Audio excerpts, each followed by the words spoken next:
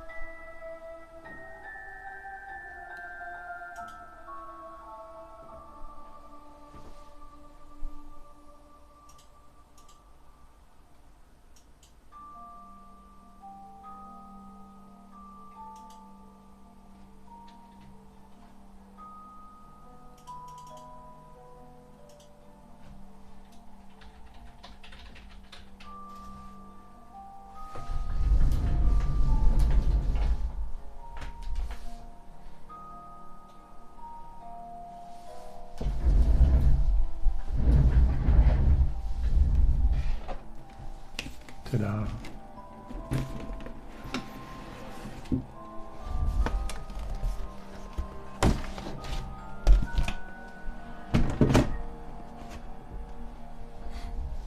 Alright.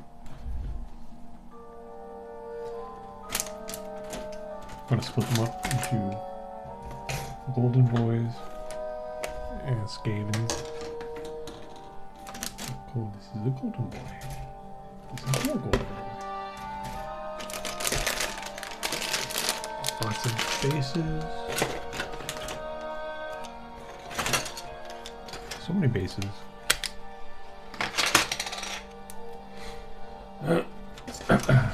Skavens. Is this this is Golden Boy? Oh, this is. Oh, I think we got to do the measuring stick too. This is the terrain, which that's cool. Skavens. Is this neat? If anybody wants this, there's your unique code. Knock yourselves out.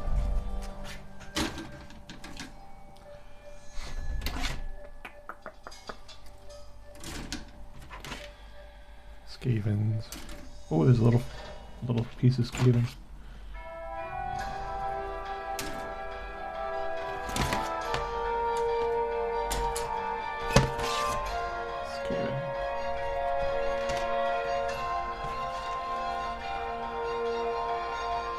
I think that's a guy.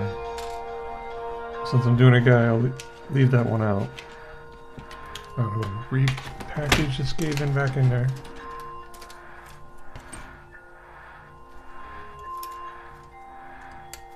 Am I missing some? Don't know. Maybe.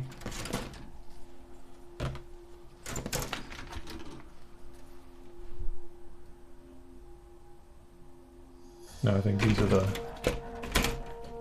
20 or 40 clan rats.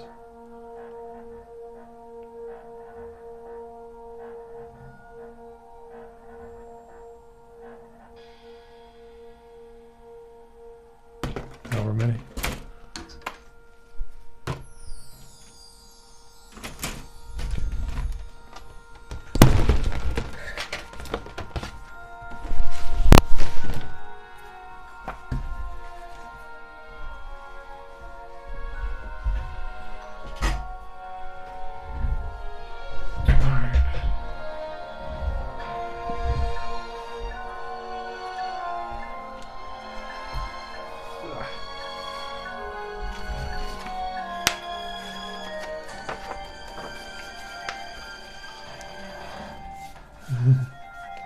Le measuring stick, ou la baguette de mesure, l'heure de medir, la stable, le geloteuil de distance.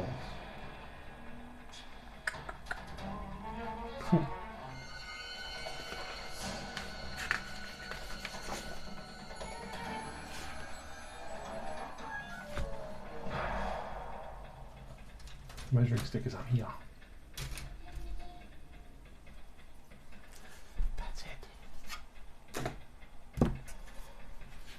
It's kind of goofy looking. It says do not glue.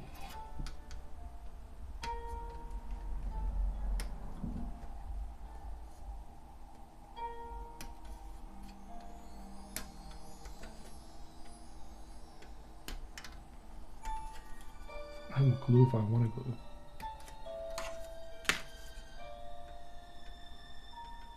Although I'm probably not gonna. Did I forget my soda? No, it's right there.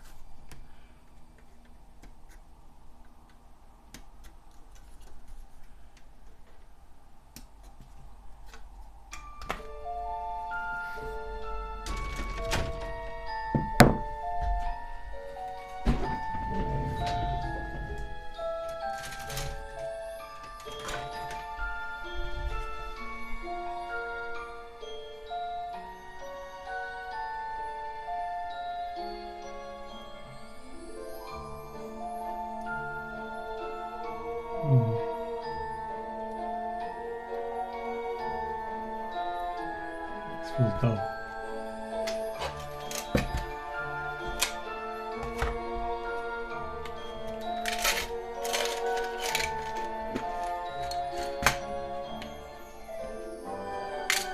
Let's do that.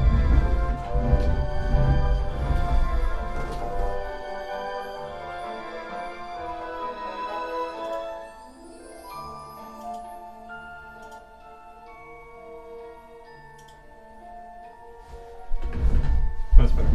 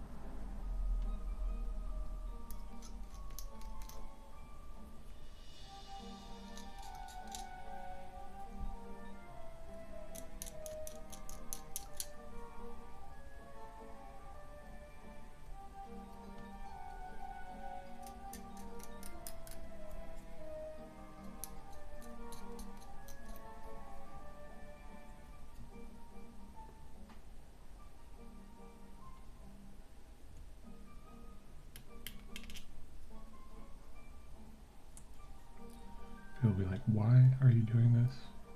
You have a ruler, don't you? Yeah, I have a ruler. But it doesn't have little rats on it, man.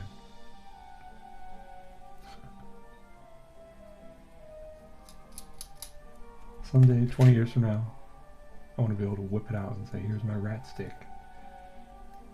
My official Skaventide rat stick that I meticulously painted.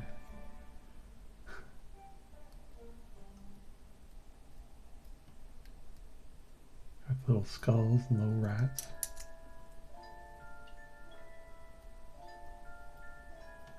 Notice the blending from fur to skull.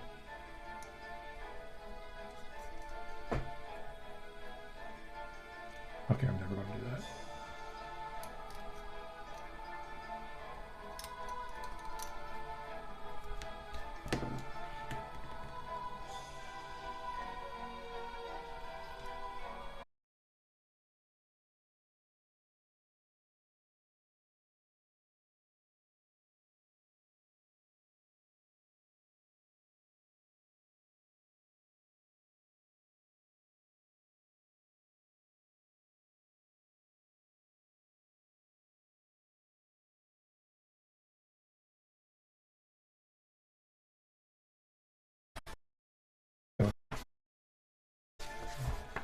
Dude on Griff.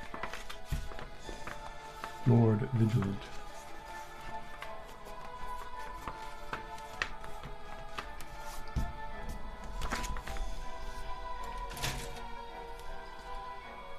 So is this the dude?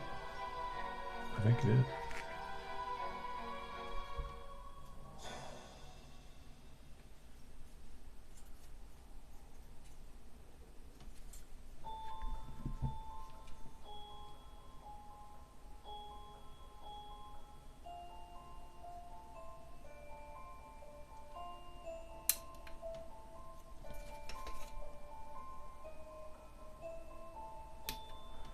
Pretty cool. is special effects on the axe.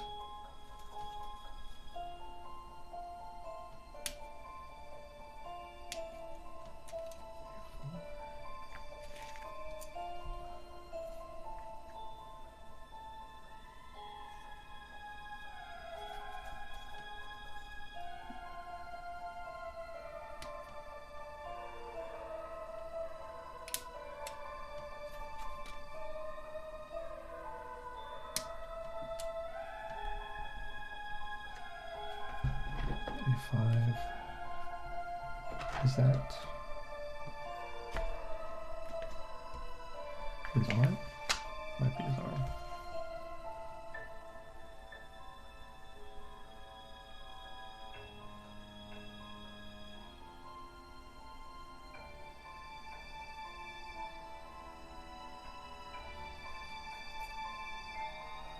Where is it? Oh, there it is.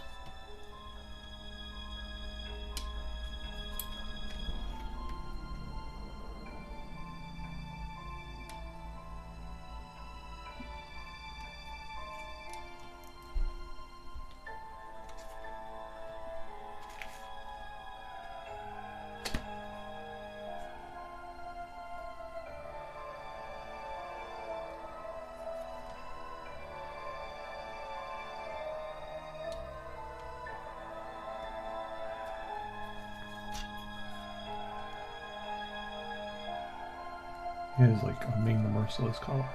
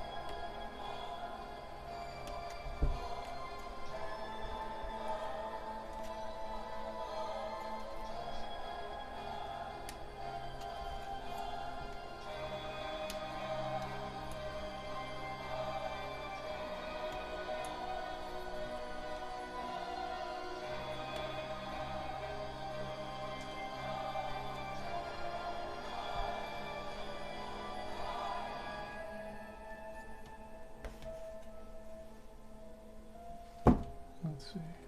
Two sides of the head, the tongue, the headpiece. Alright. Shave the rest of these.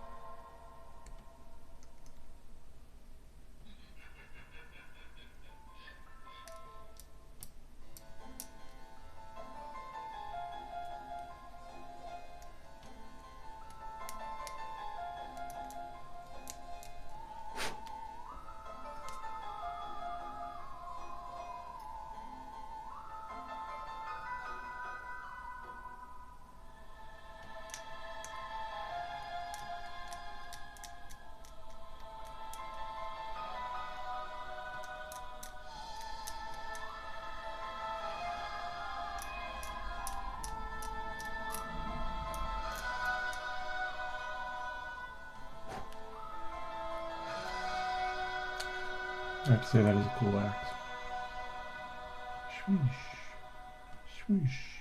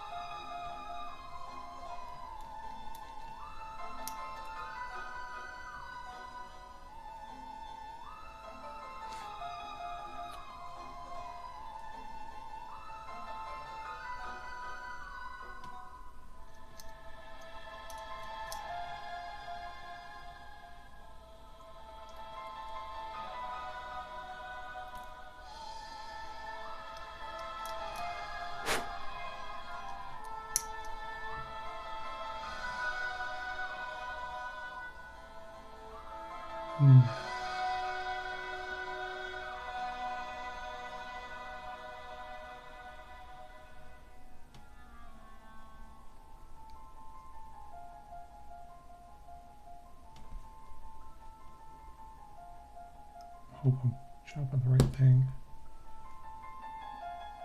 Who knows? I might not be.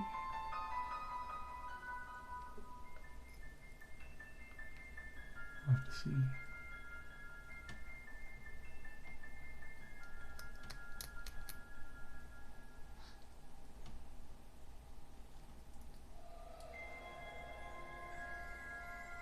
I think so.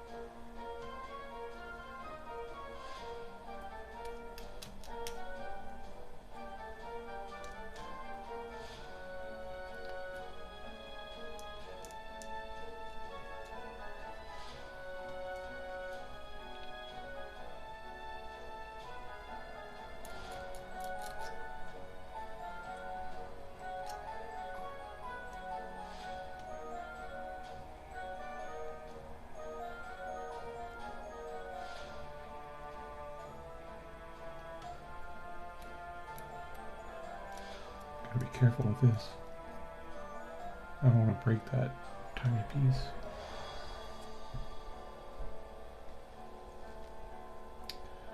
This is his beak. That's kind of neat.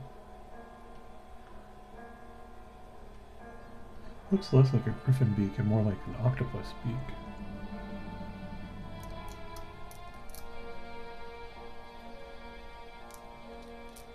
I mean, griffins usually look like, you know,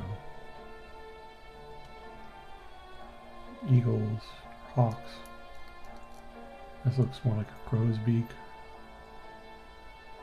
Something.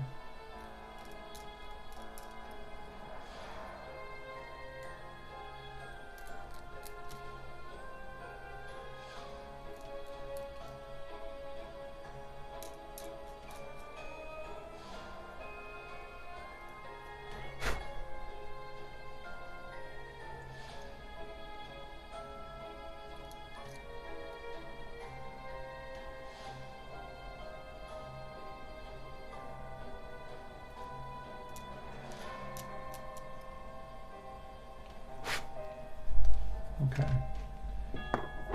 Pew.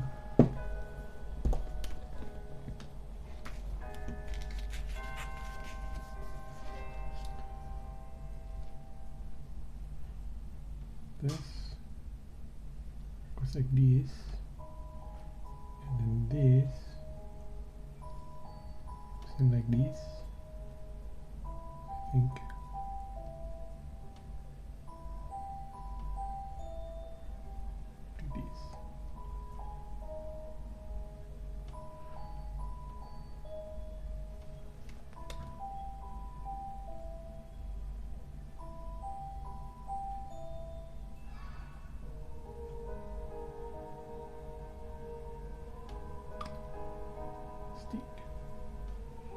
And then this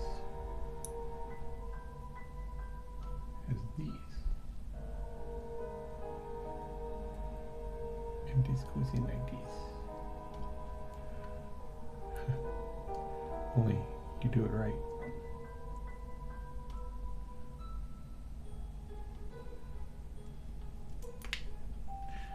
That's not the right way.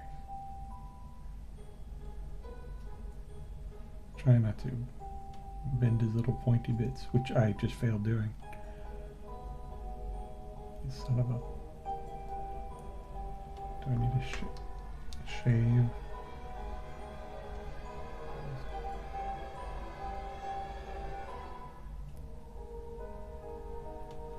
Please go in there.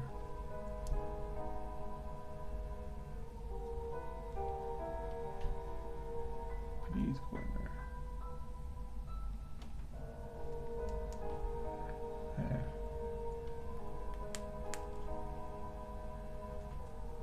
That is not an easy thing to do without bending these pointy bits.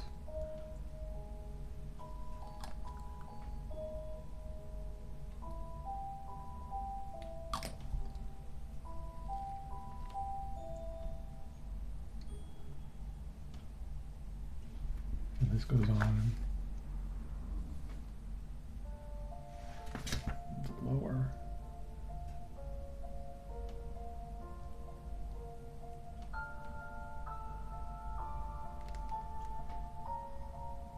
Right? Or can you tell?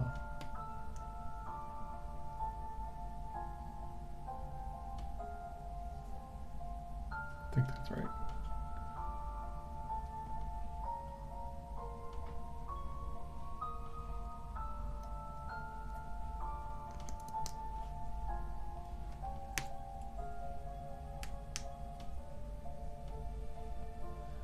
All right. That looks like it snaps actually together pretty well. A little bit of glue. Alright. And you need the beak.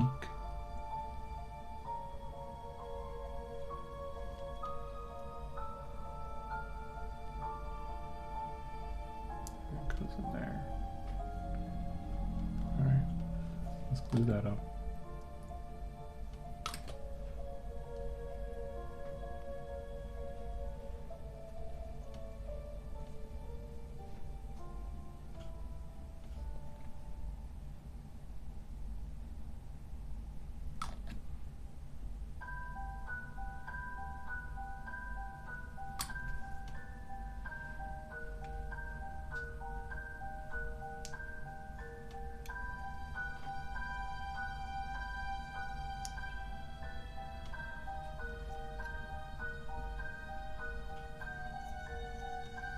That's not, that can't be right.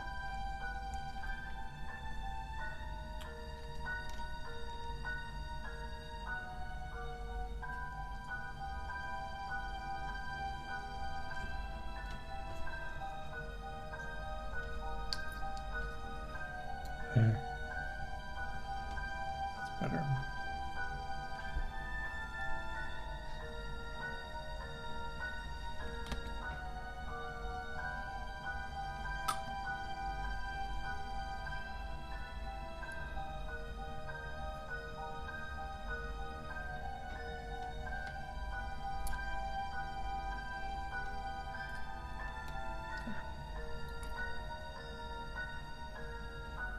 And there's his eyes.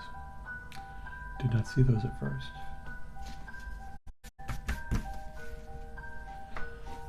Right.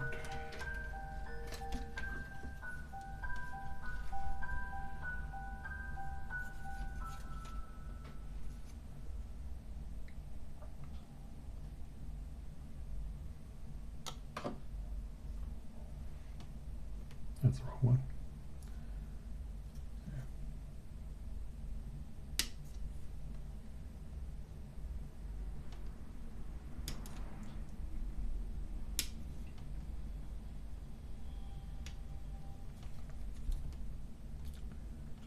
Chicken hands.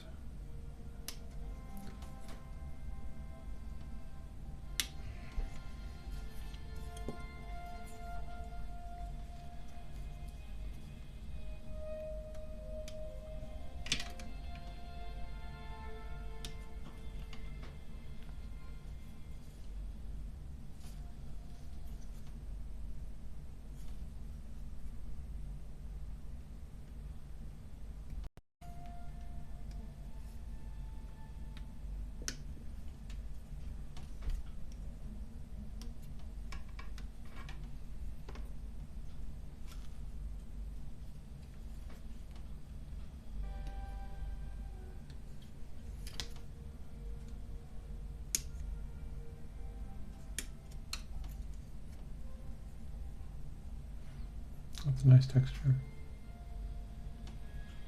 I think that's like the first time I've felt chainmail that's actually like chainmail on a figure and not just like, I don't know, a few bumps. That's kind of neat.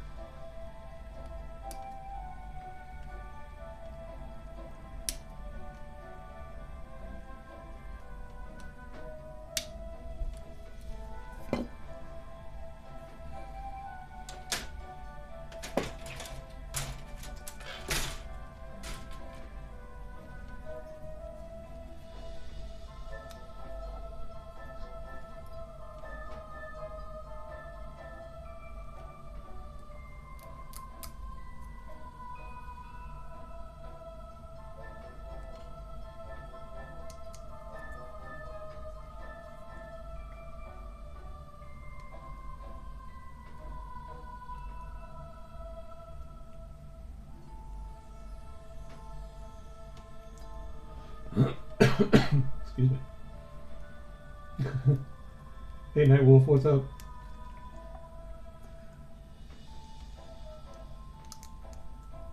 I got Skaventide for my birthday, and so I was like, Alright.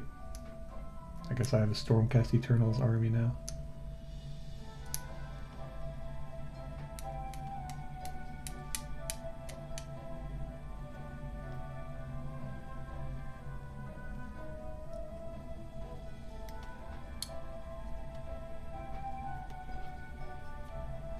I know nothing about the setting.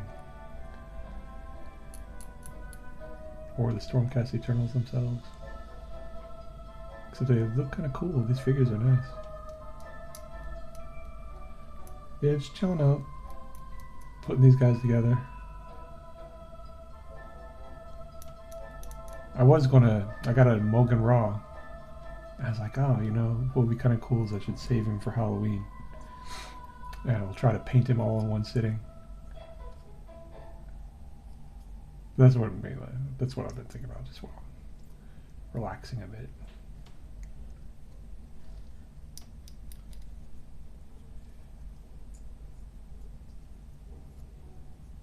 Oh, that's a spiky bit. I should not show you that. Do you play Age of Sigmar any? You should tell me all about it. I just know that the old world died and then Age of Sigmar came about. And that's it.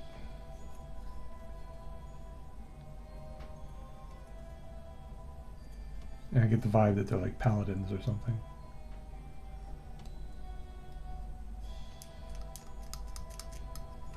Oh wow.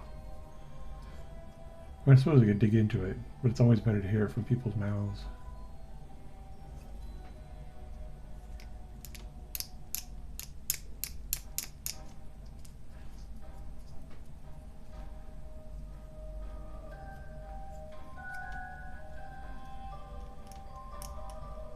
Do you play any Games Workshop stuff? Usually I work on my Raptors army. I figured I'd change it up tonight.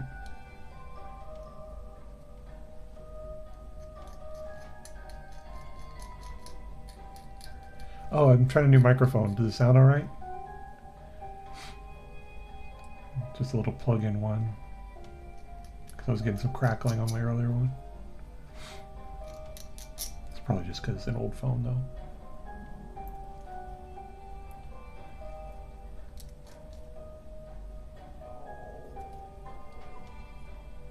How's this tail looking? Is that, oh, did I break it? Oh, I bent it. I bent his cute little tail.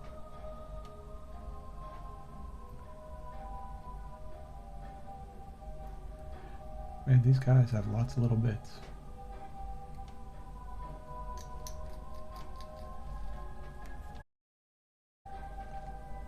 That's done. Did I get this?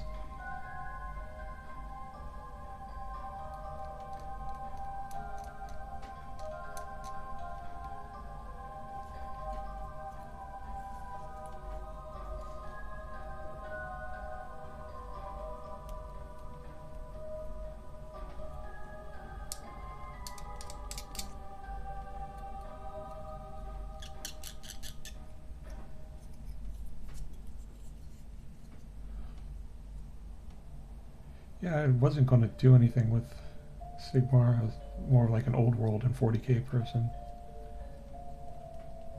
Some of these figures are really kind of pretty.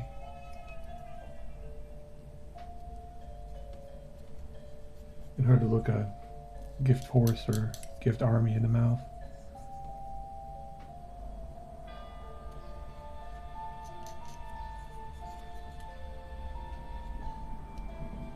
Skaven though, I'm going to base them for old world. Give them square bases. Because why not? Yeah.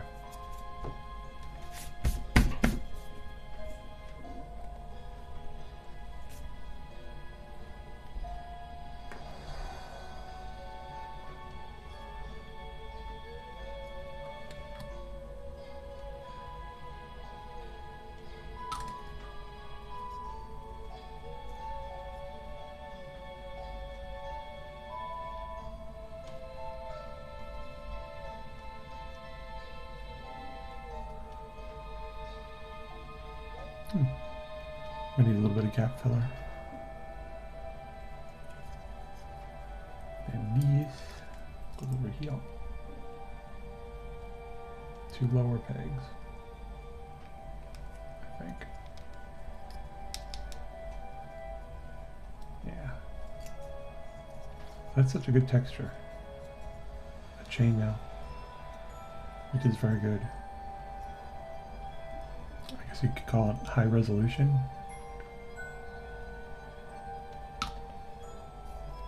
Maybe. This goes up here. How does this go? That does not seem right, but I guess it is.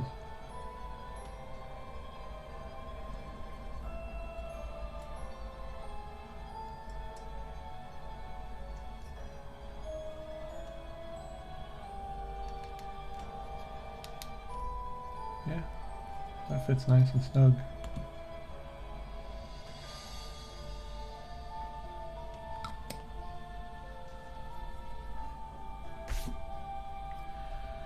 Now I gotta put his big old head.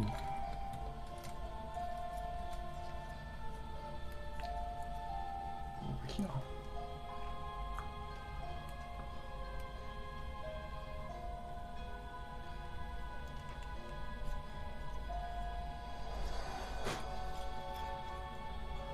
Cool.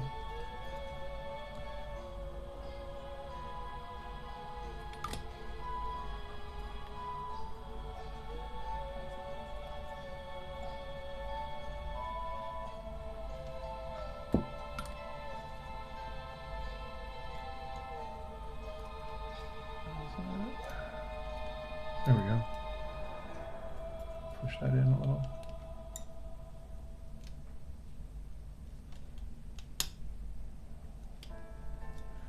That's really tight.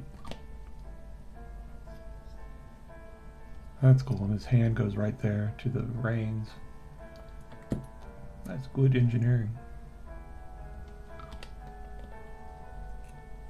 Alright. And this.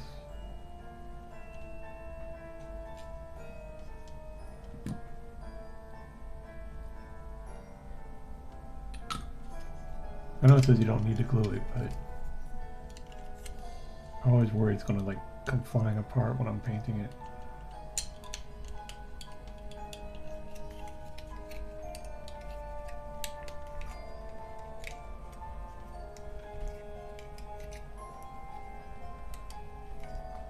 There we go. Snug.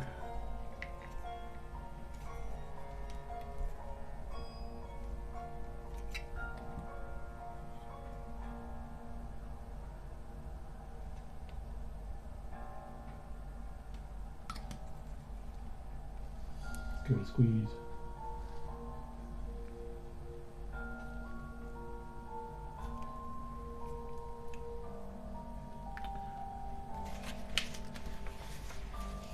Now the rest of this stuff.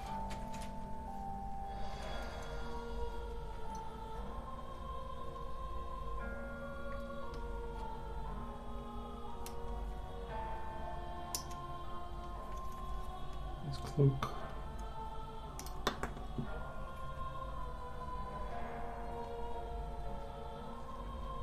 Shoulder pad.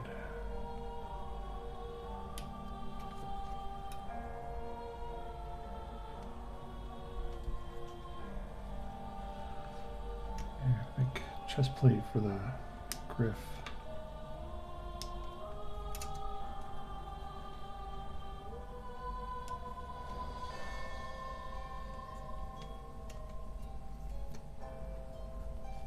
And he's got a little badge. Solar badge and shield. That is a cool shield.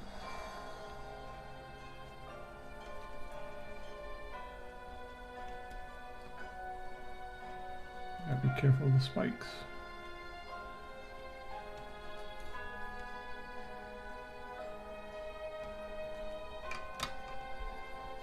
I think that's spare head.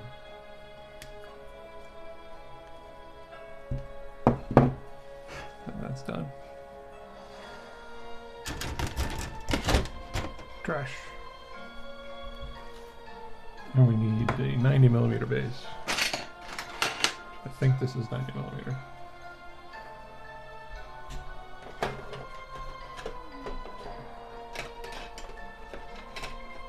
It's 90 millimeter square. I do not have any 90 millimeter. Let's see. And I have nothing.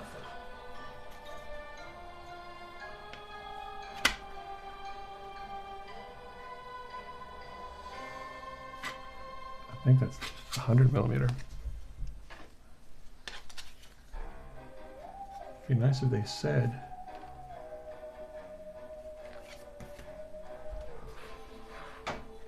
Or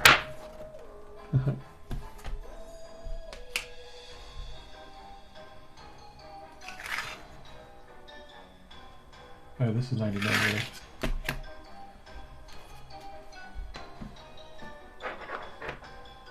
This is it's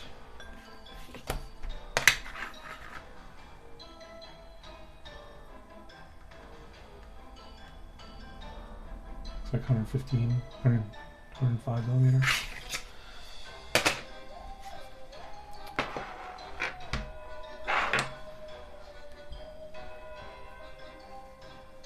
So I think that's right. Yep.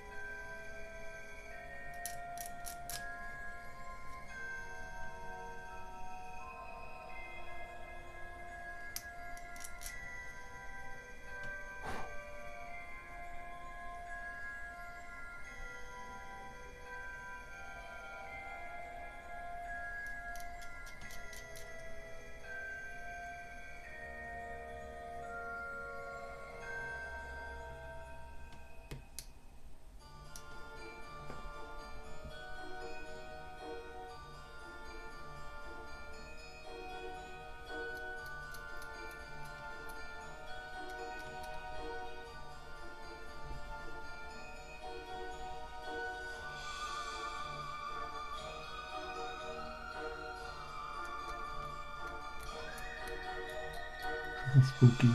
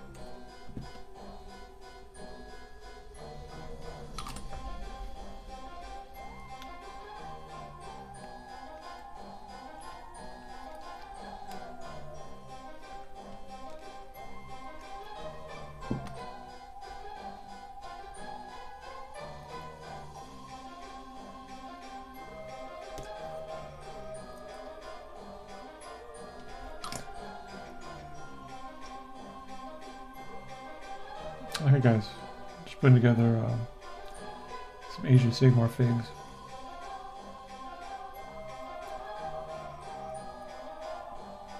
Which I don't do that often.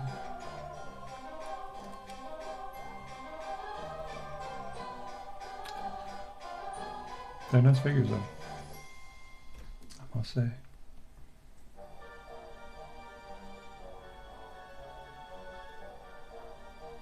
Let's see, how does this go? These. Oh, and down there too.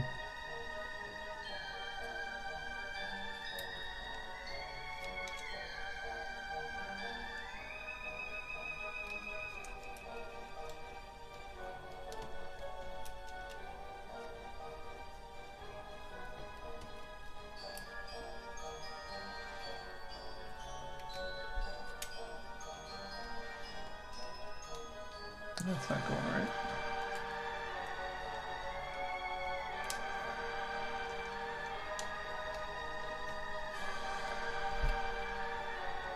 Oh, it's pretty great how that curls in there.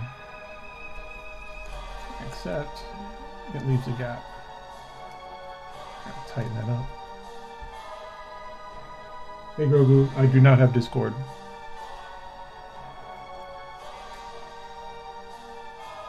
You asked me that last time. I do not.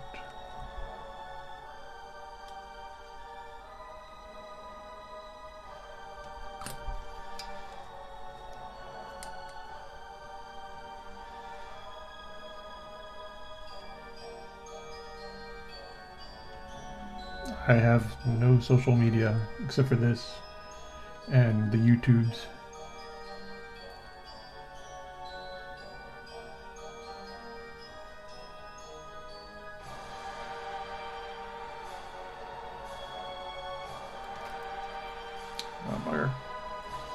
I left a fingerprint there. That sucks.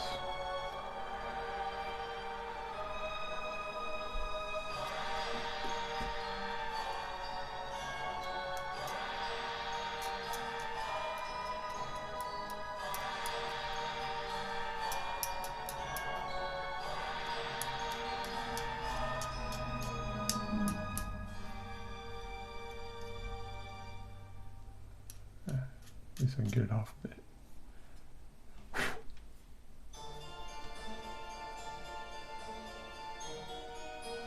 Do you want to put a picture up?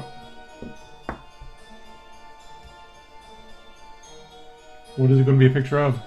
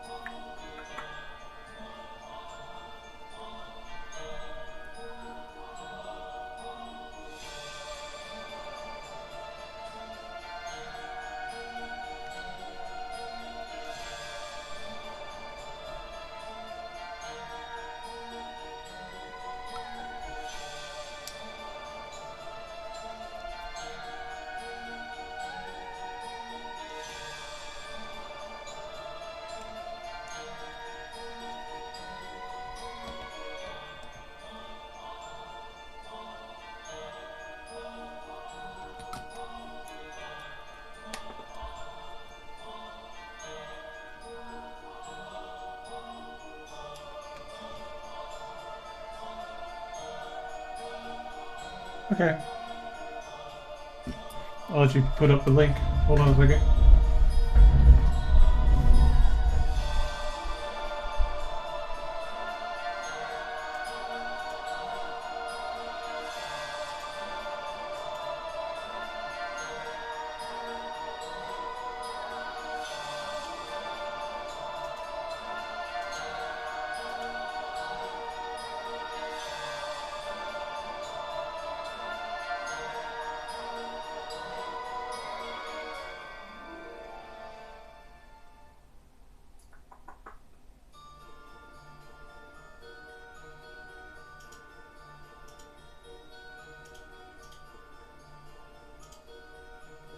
Okay, put up a link.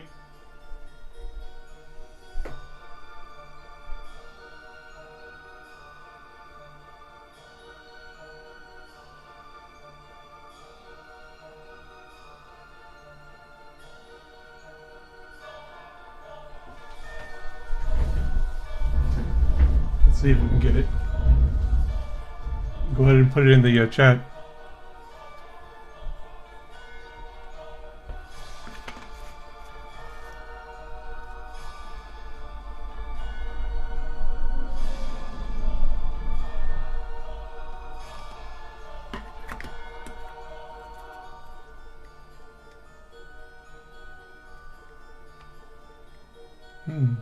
This doesn't seem to be right.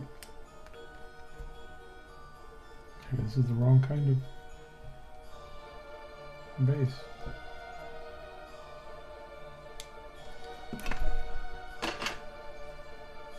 That one's too big.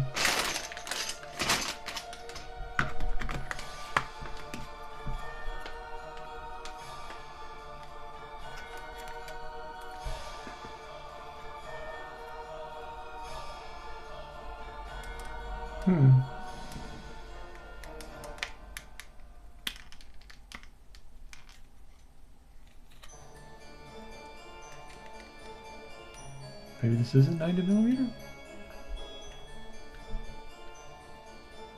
Or maybe I'm missing.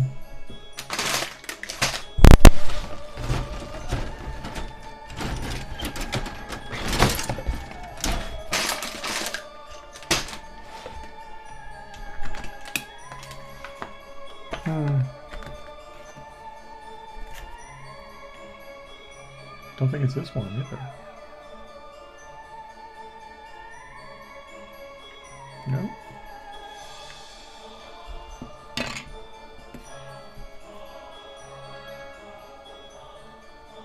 Oh, you know what?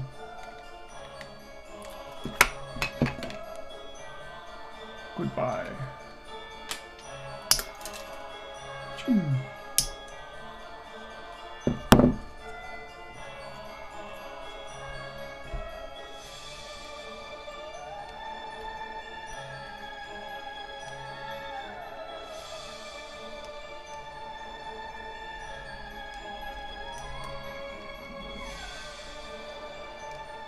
Okay, well, then never mind, man.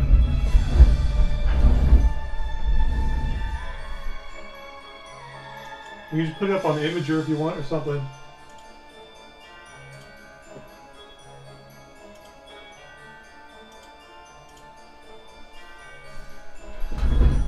What's it a picture of?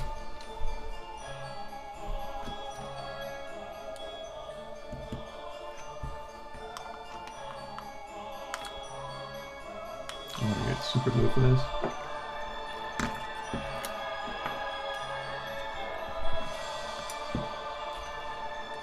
Shade this a little bit more.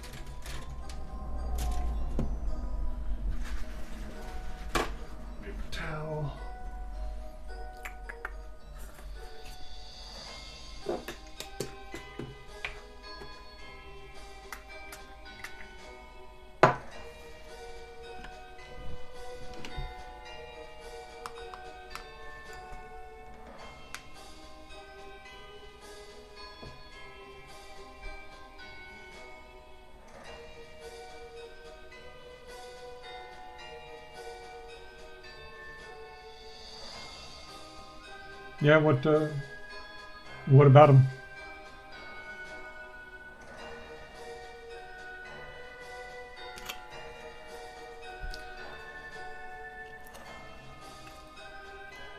Oh, what the heck?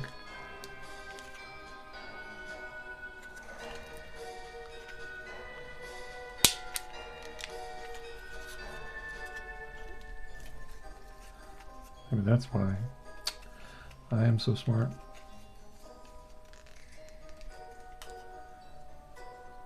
I am so smart that I did not put these pieces together. And now they're stuck forever.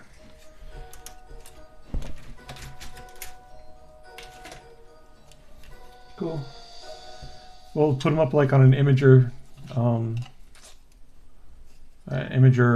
gallery, and then you can take that URL.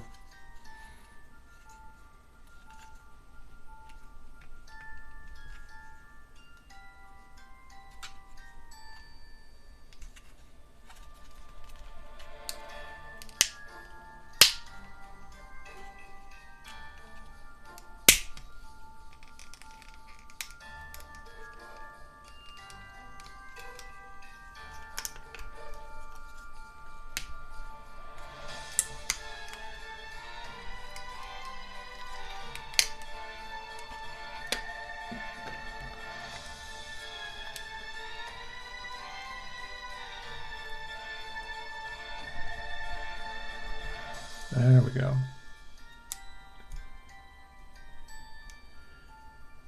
Silly thing. That would have worked too. Alas.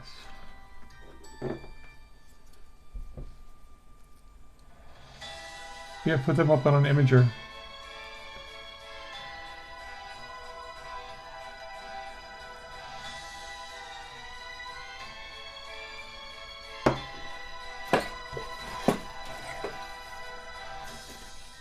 Then you can give me the imager URL if you like.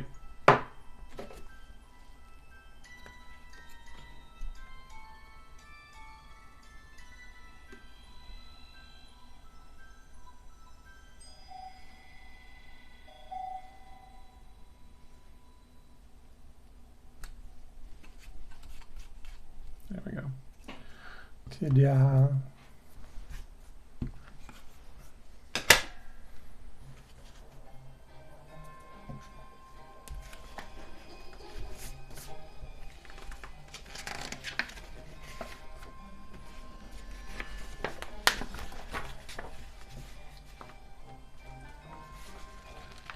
Lord Veritot.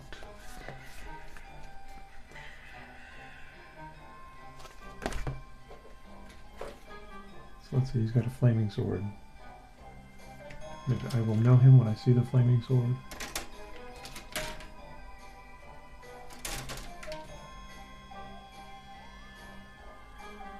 Is that yeah? Yeah.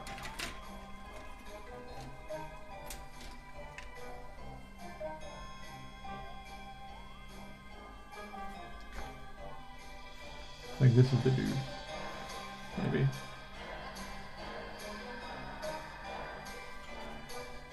Can you know?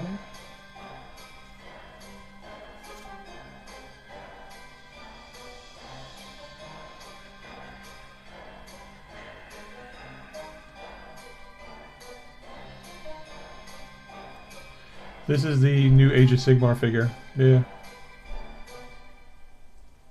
I'm just trying to figure out.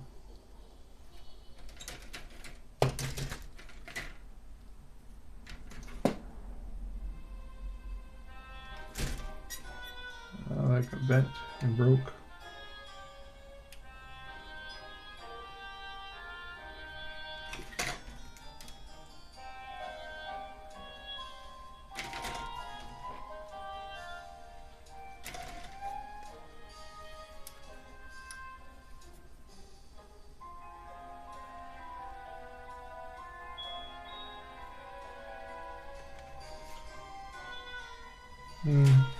I'm missing a figure.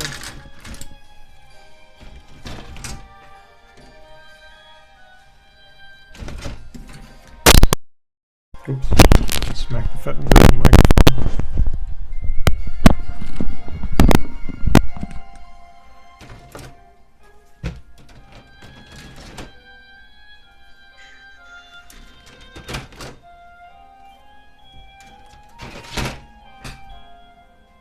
Ah, this is the dude. I was a little bit worried there.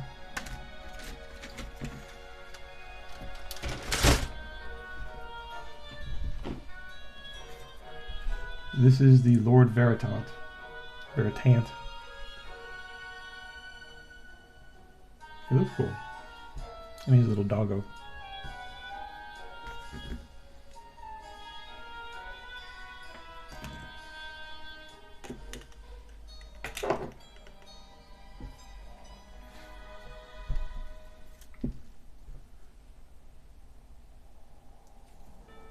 Does he have to be... Yeah, it looks like he doesn't have any options for his head.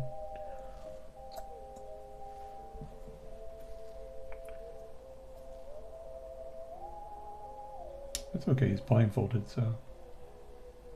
Satoichi.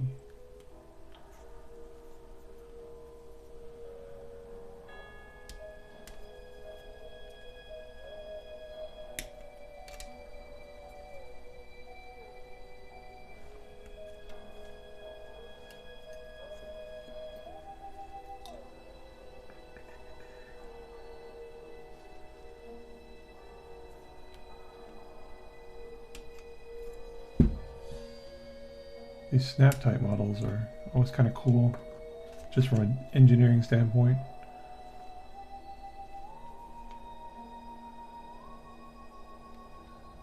But they go together so well.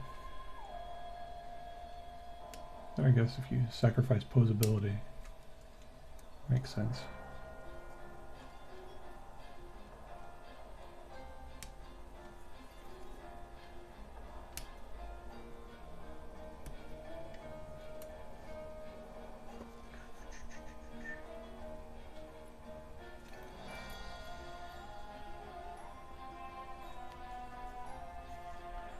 Now I need fire.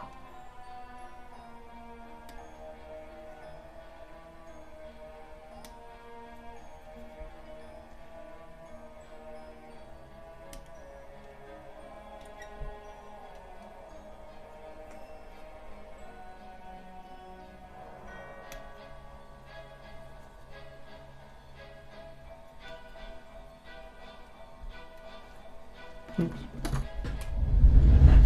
Cycle monitor.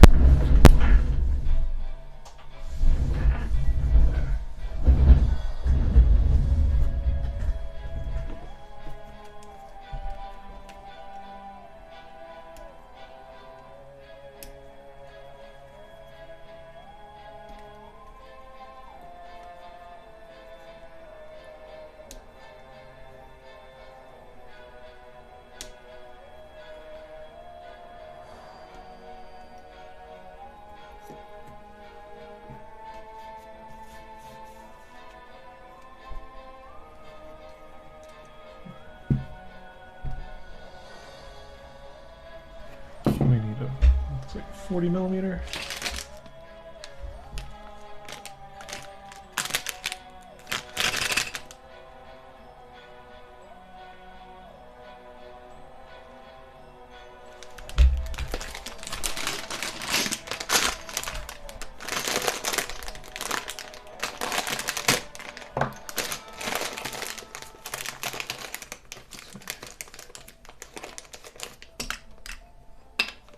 I think that's 40 millimeter.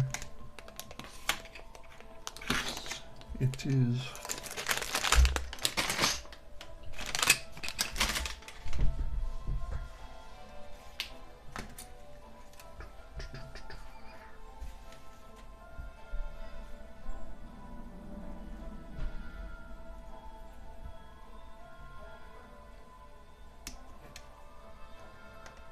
And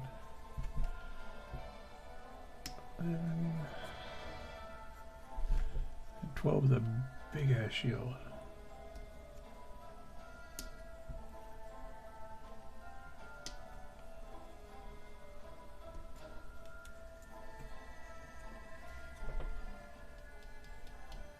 And doggy.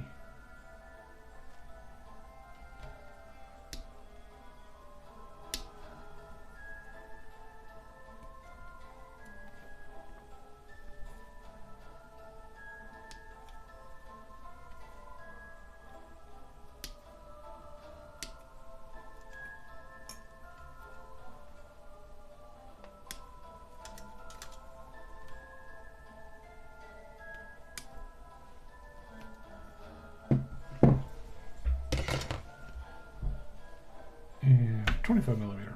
Hmm.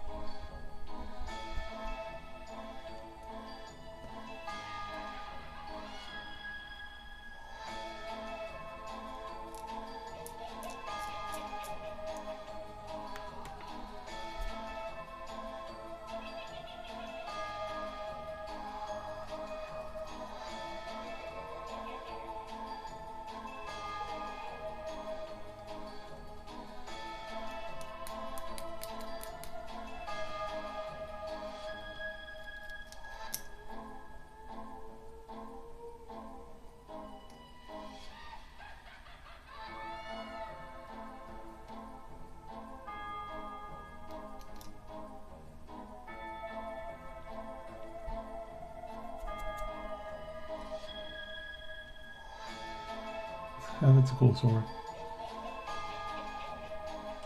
Swoosh.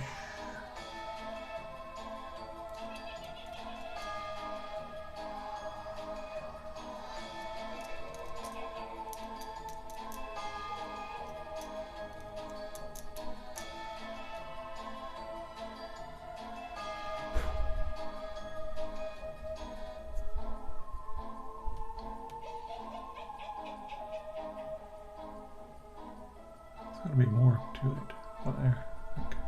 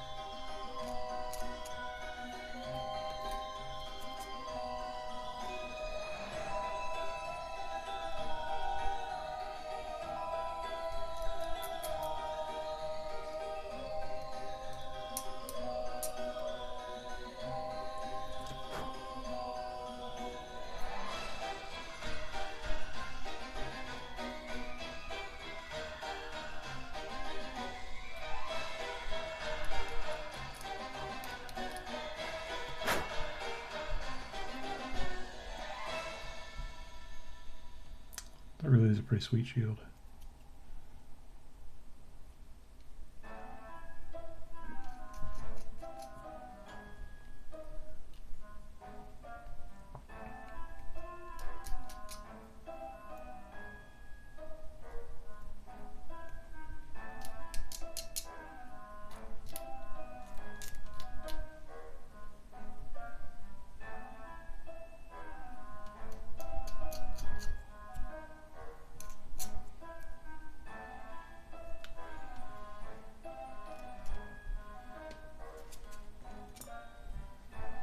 Toggle.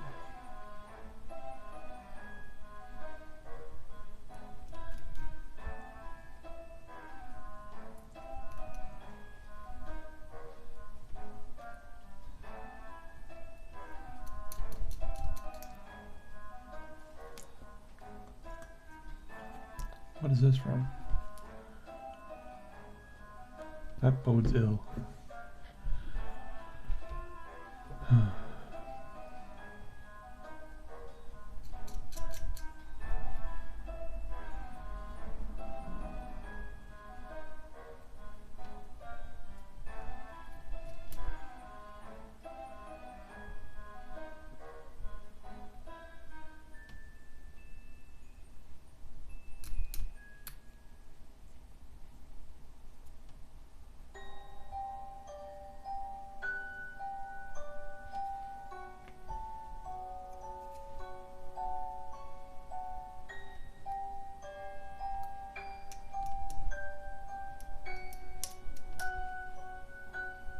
Cute.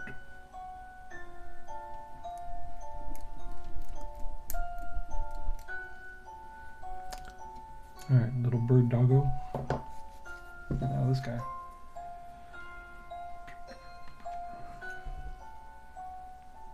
Oh, let's go through this, the back. Interesting. Is that right? Looks a little floaty.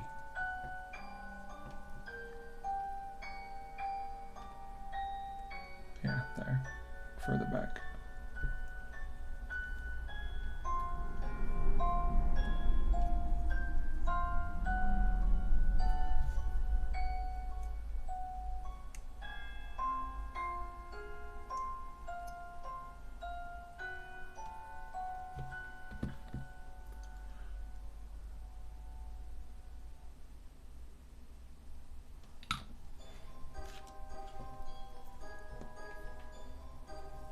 These.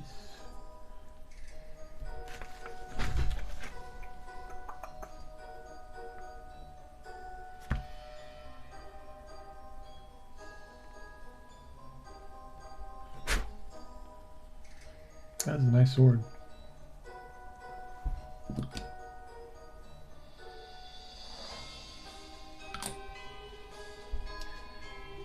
And big. Where does that go? Okay.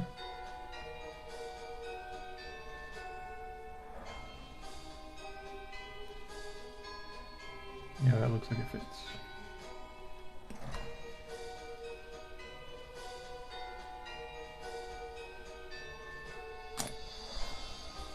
Do these.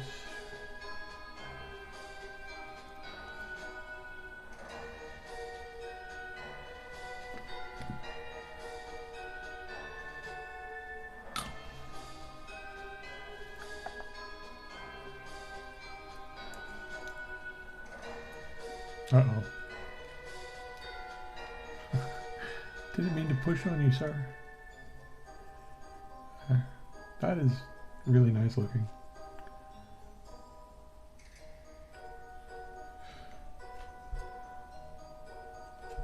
Nice figures.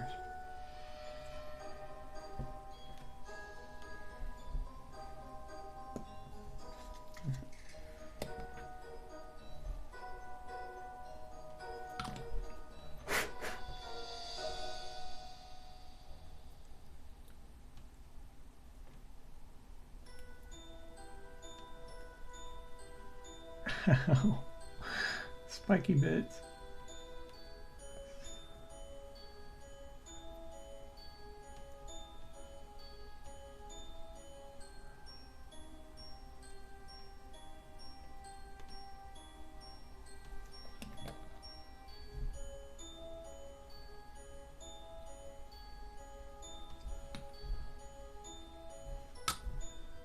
Alright, compress.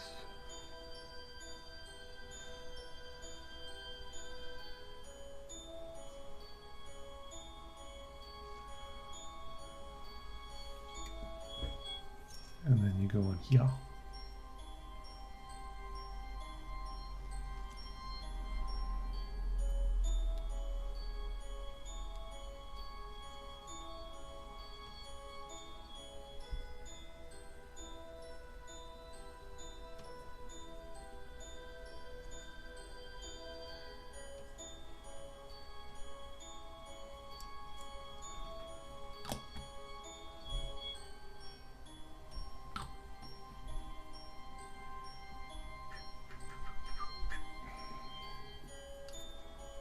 And then this.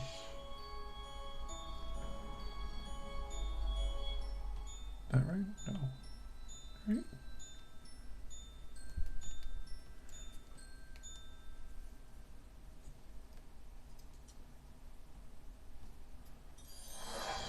That's nice.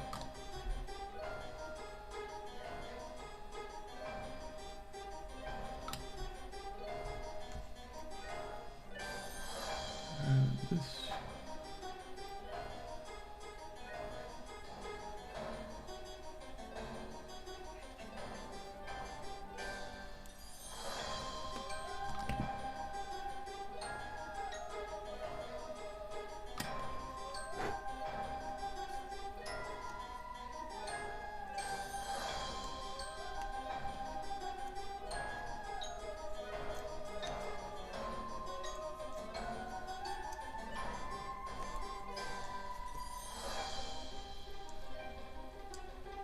Come on, compress.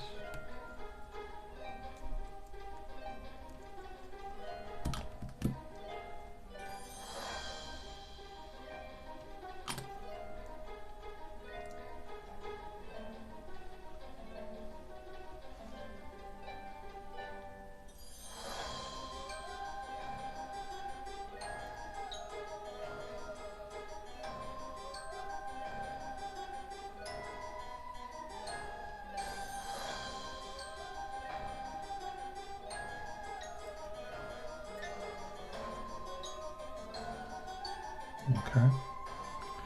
That's cool. It's got like the folds of a robe down pretty well. And then that shield goes in the back.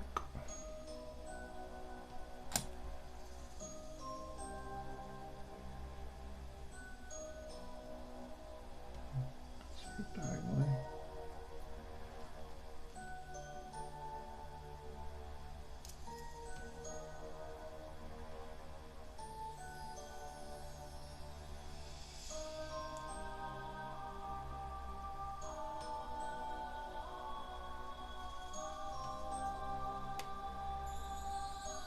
Just fits right in there.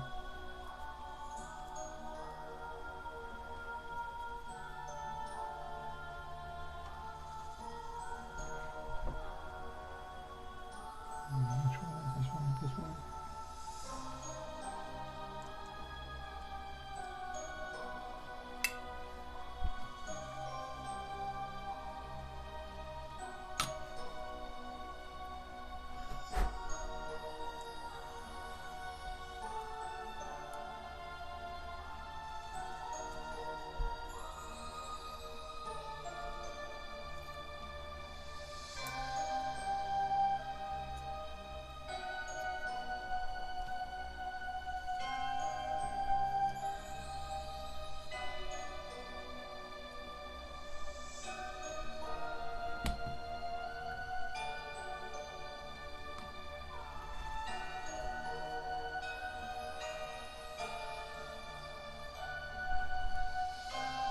There we go. I think that's it. Yeah.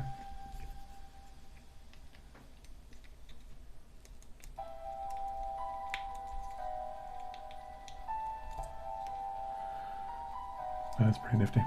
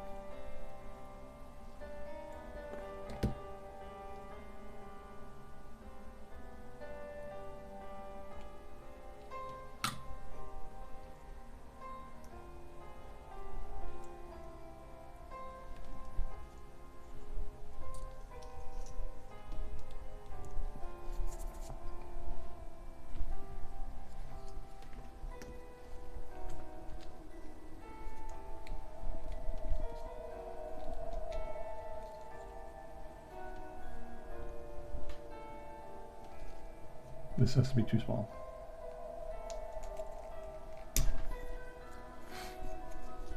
This is 20 millimeter? No, this is 25.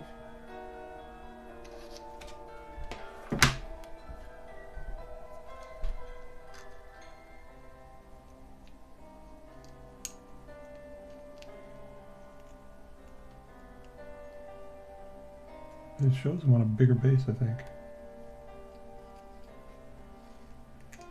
It says 25 millimeter. This is 25 millimeter, but it pushes it.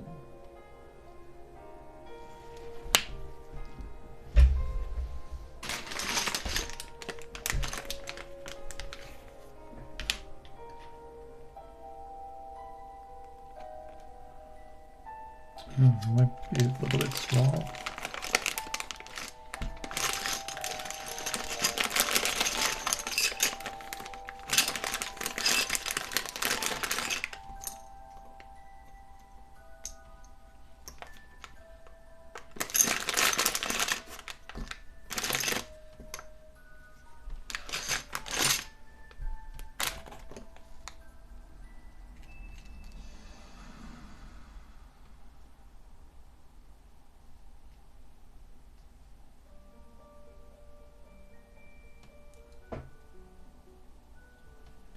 I mean, look.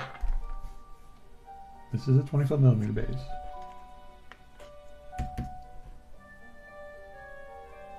I think they're damn liars.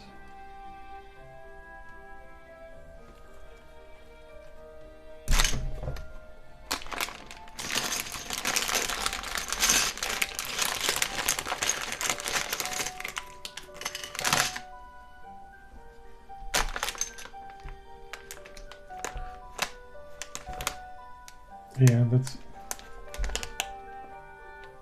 28 millimeter. They're a bunch of damn liars.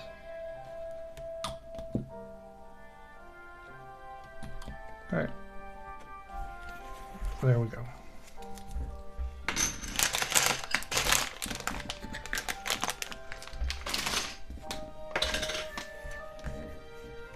Next.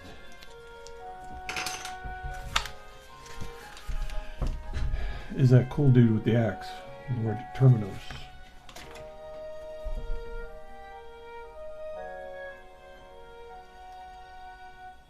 Which is it on this, looks like he's on this grouping.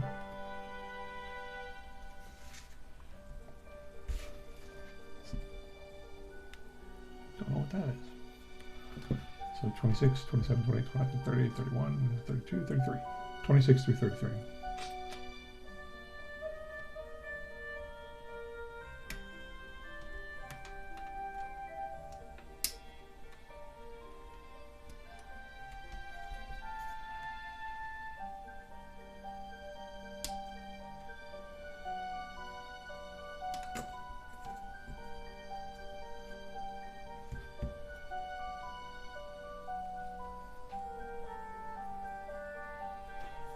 Wonder if this is the guy.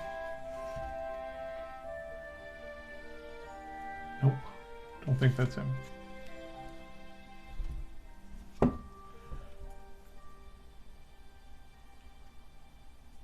So now I need a pair of legs.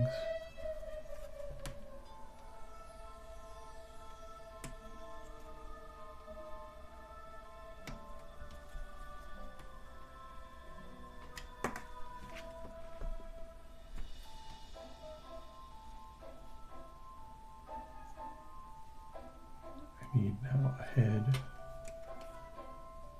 This head.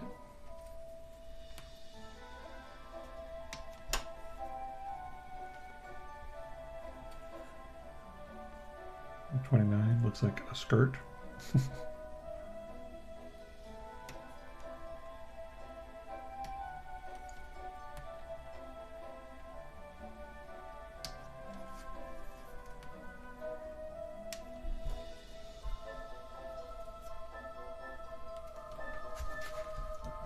Is a chest plate.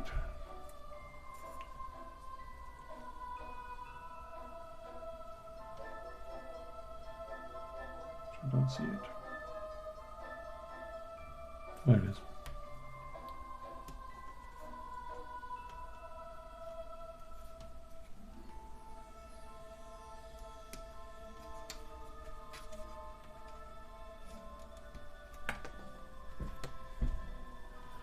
$31 is a big ass cape.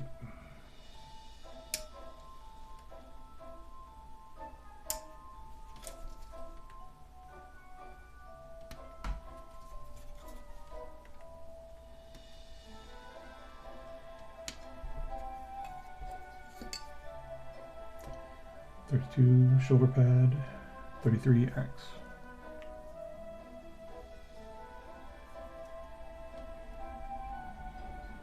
There's a shoulder pad.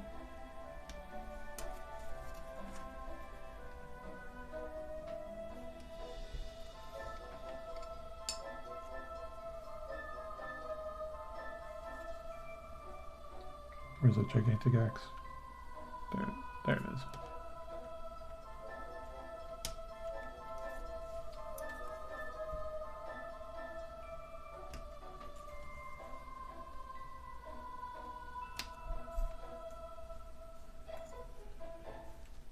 $34 is this rock.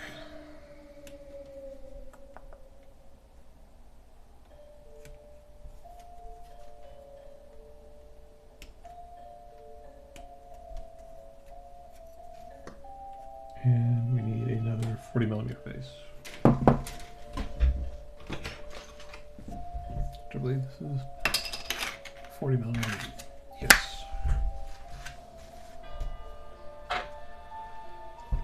Alright, this guy's figure is nice. Lord Terminus. I suppose I should like look at stats and whatnot. Well, I did see them on Wikipedia.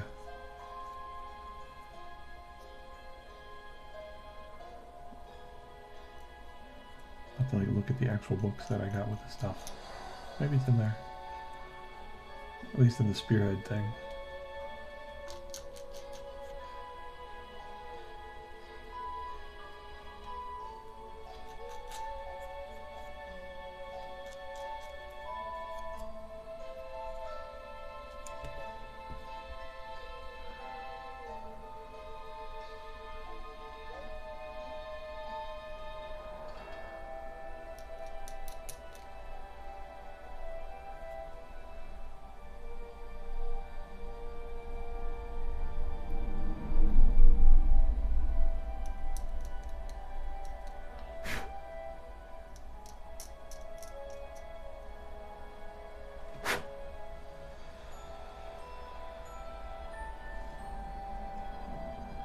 There we go.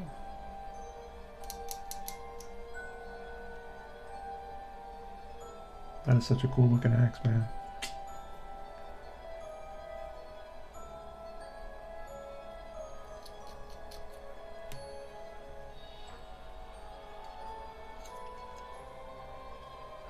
See, look at that. That is, the cloak goes around his leg. It's very visible. I need to do that. Seal that shut.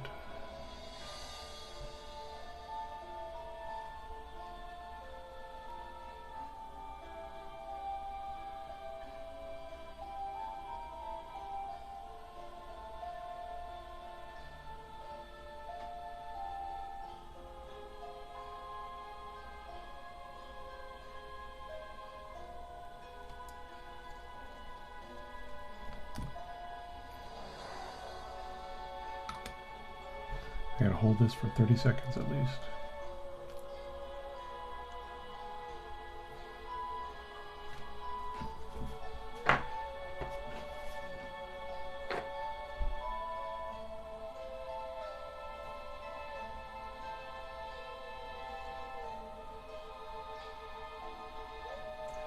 Depending on the model, usually, unless it has like a lot of armor pieces, like the Warlord and the Imperial Knight that I've done. I did the armor first, and then I put the armor onto the model. But yeah, I assemble most of them. I know a lot of people do pre-assembly painting, and usually they're much better than I am. I try to get them table ready, but I am not an artist.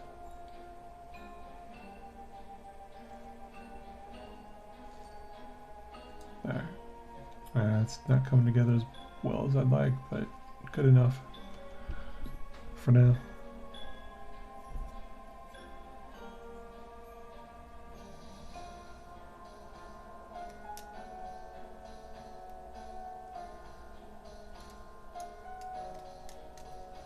I think mainly because it's easier to store my pile of shame in an assembled form or in boxes unassembled at all.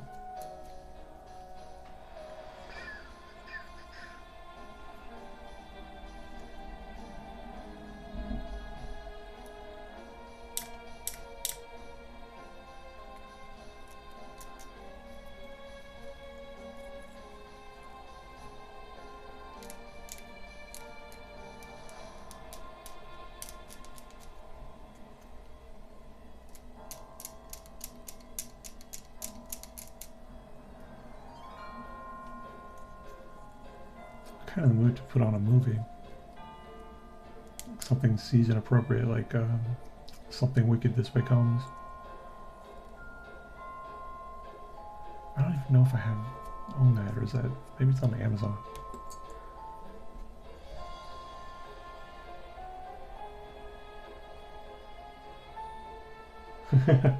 Yeah.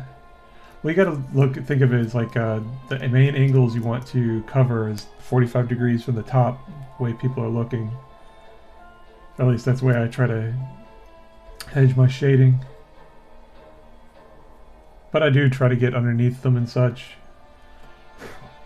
But like for blending or shading, I don't do too much from the underside. But everything else, yeah. Well, I mean, there are worse things to be. I personally go for all the shortcuts that will help get it table ready faster.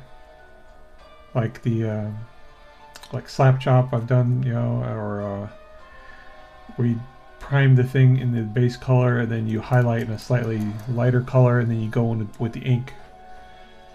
To get to do basically all the like 80% of the shading, and then go in and deal with each individual piece.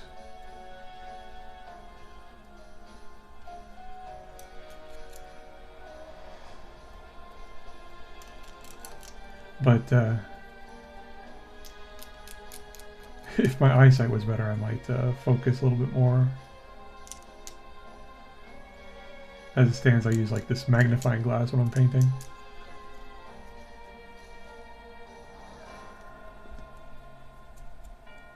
But that helps a lot.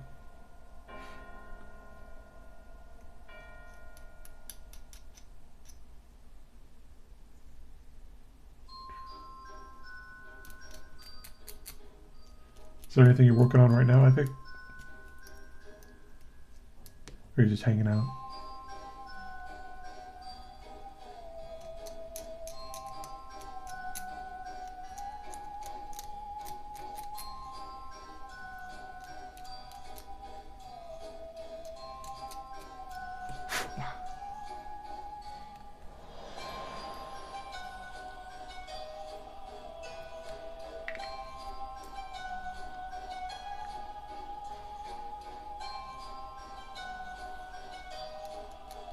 Oh, still working on that one. Wait. That's somebody else that was telling me about their Chaos Space Marine Patrol, I think. Because it says you have chatted before.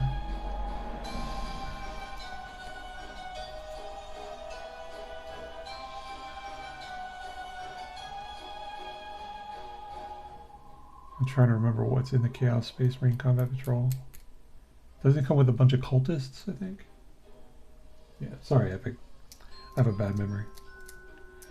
But it comes with like 20 cultists and some marines and then a dude. I don't know if it's a psyker. Cultists look kind of cool. People like say, oh, cultists. I kind of like them. You can have like a nice free hand with them to do what you want for the most part. As long as they fit your color scheme.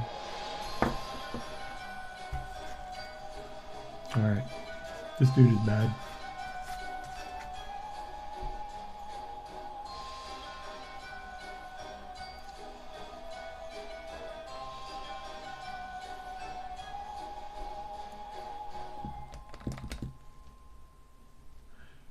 What Chaos Space Marine Legion are you doing?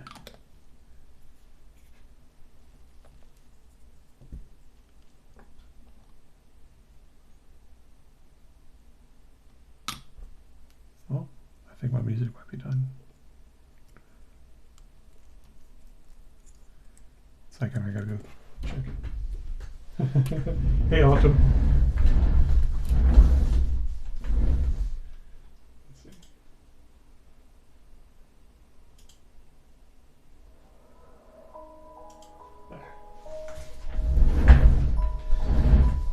Yeah, I just I've never played Age of Sigmar, and my wife got me Skaventide for my birthday, and I'm like, oh God, that's awesome. I mean, it's awesome because the figures are amazing, but I find myself with a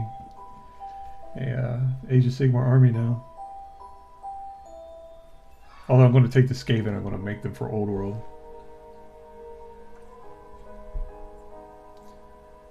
Just cause. So I play more Old World than I do Age of Sigmar.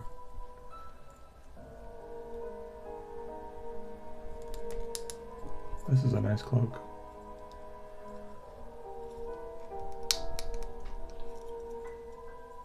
And that is nice.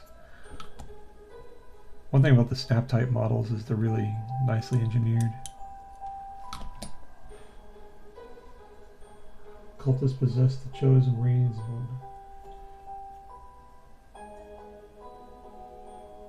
Yeah, Old World is great, you know, but I have to say, like, some of these models are really nice. But what I did is, well, I just got back into the hobby at the start of last year or this year, and I took a bunch of the Age of Sigmar models and I just based them for Old World, like Slaves to Darkness. They're beautiful for Chaos.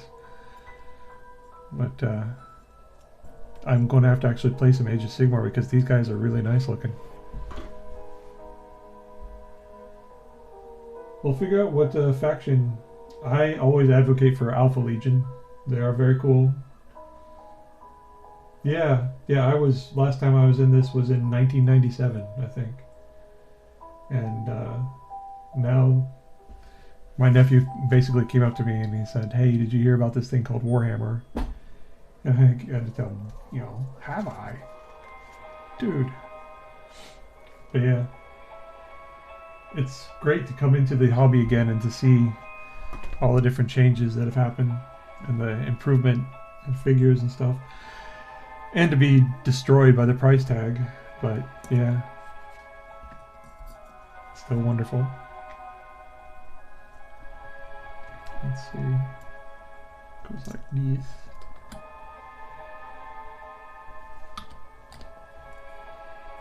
Yeah, exactly.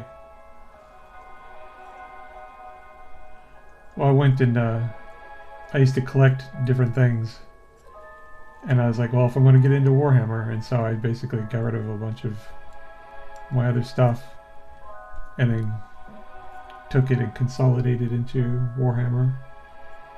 Oops, did I do that? Oh, hopefully I can put this in there.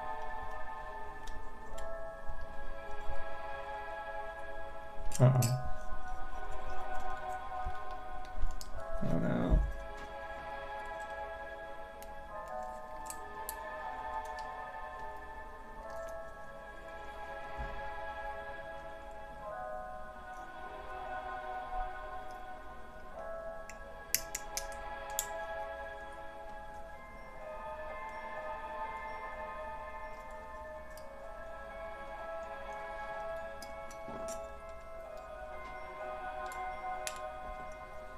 Oh, that's not good. I should have had to glue this.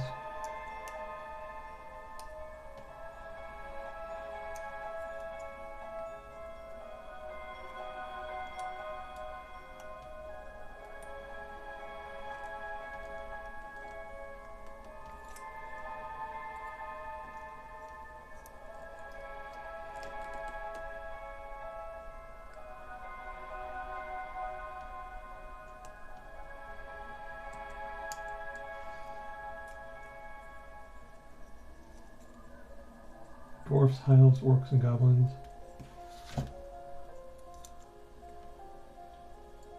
Yeah, I had a bunch of stuff, but my parents got rid of it.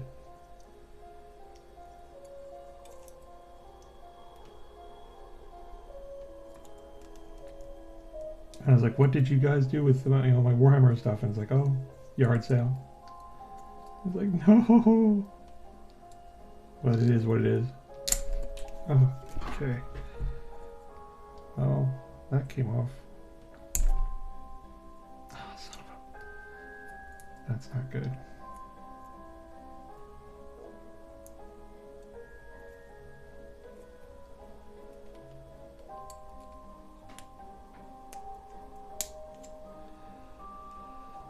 Alright.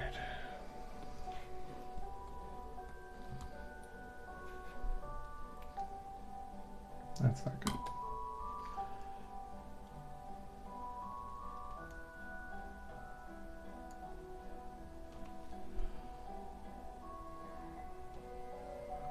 I was able to get it, but I broke the guy's shoulder a little bit.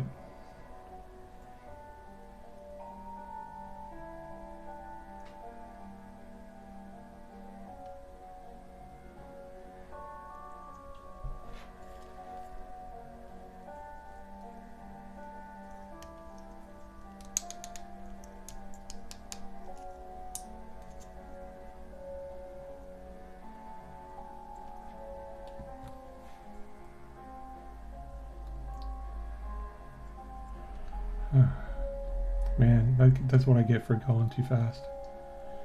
Because I didn't put his,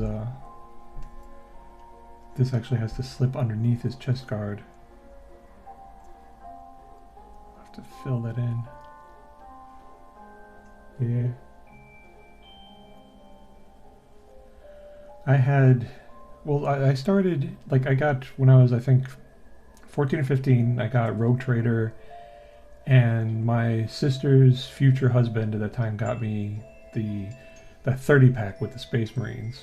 And that was the first thing I ever painted, and I painted it terribly, I don't mind saying, because it was, spray paint blue, red fists, because of course Crimson Fists, and then black guns. I was like, that's it, done.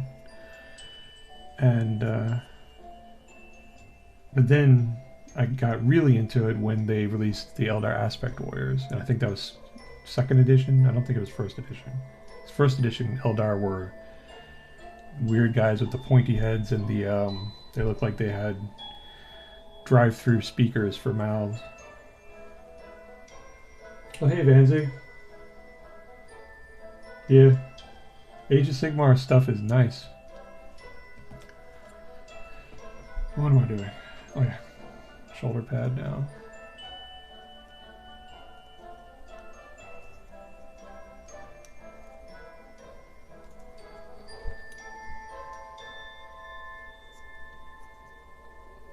I had a near catastrophe with this guy, and this is like, I would have been sad because this is a cool figure.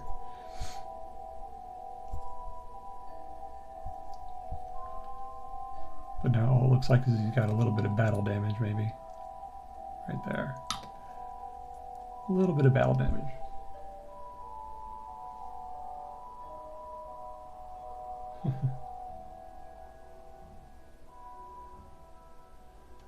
Ogres are kind of cool, and they still, don't they use the same models still for the Ogre Maw tribes?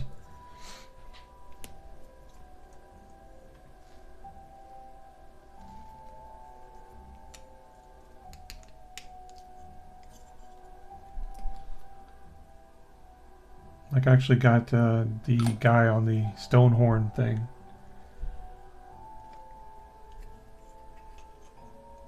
I thought that was a cool looking figure.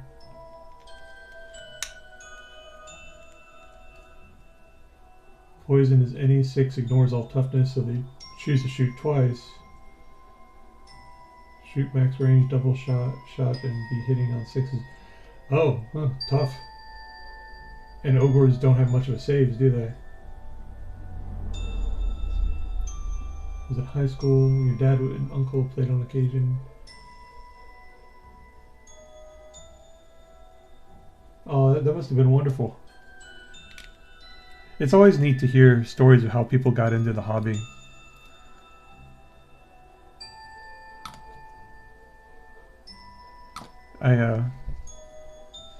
Vanzig's heard this story. Ogres with bad armor but high toughness. Oh man, that stinks. That's the thing, Games Workshop rules are always kind of iffy. But because my nephew got me into it, back into it rather, I should say. I've told Vanzig this story, but I took him for his 17th birthday to the local brick and mortar store and told him, you know, get any one box set for Warhammer, because he was starting he had the early Space Marine Combat Patrol, and so he ended up getting the Leviathan box set, which really helped out his army. But he's he lives in a compact house, lots of, you know, not a lot of room, so he doesn't have anywhere to work on things. I keep telling him he can come over here and work on things, but he's a very busy kid.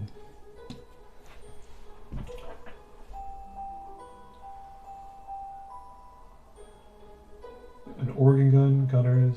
The Lord on Shield Bearer is pretty cool. Those of you like mercenaries. Oh, yesterday, or was it the day before? The day before, I was putting together dwarfs.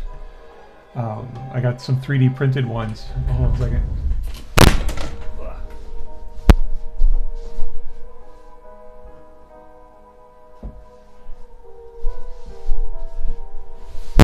Yeah, they have a 3D printed dwarf lord on with 2 shield bearers. These are the Highland miniatures, and then they have a Thorgrim equivalent.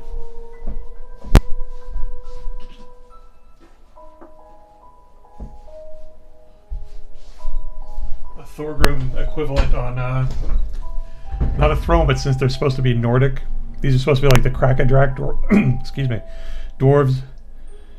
And this is the Thorgrim with on a little boat with the Book of Grudges and everything. I thought that was cool.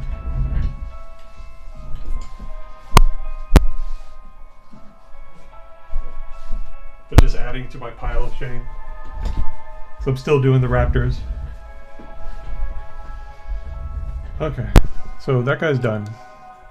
Which that is a really nice figure. I really like this figure.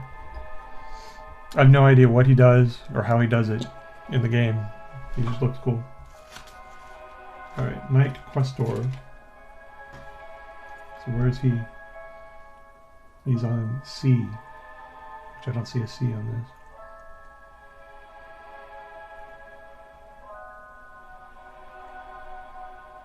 I suppose I should look for a torch. I think this is him. Yeah, this is him right here. Last game of the campaign, I bought so many cannons for my dwarf army that I just heard. Oh, that could be so iffy, chaos against the gun line. But then sometimes if they, you know, 1 or 2 of their stronger units survive, they can usually do pretty well.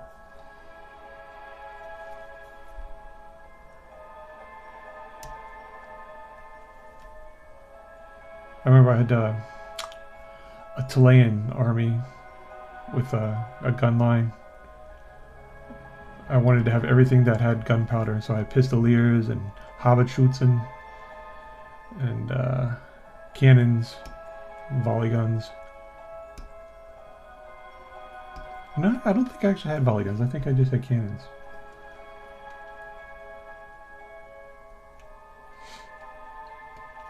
And they would die constantly.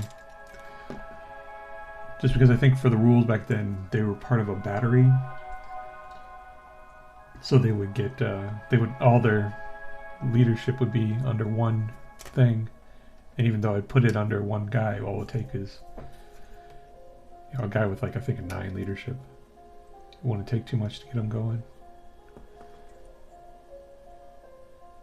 Or get him running. This Is this the head? I have one head that was floating around in the box. I don't know who that is too.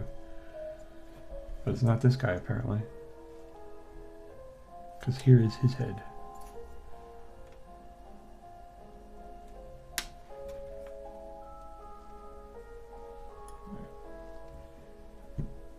$38 and $39.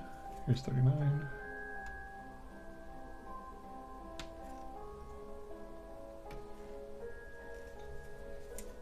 So you guys up to anything tonight?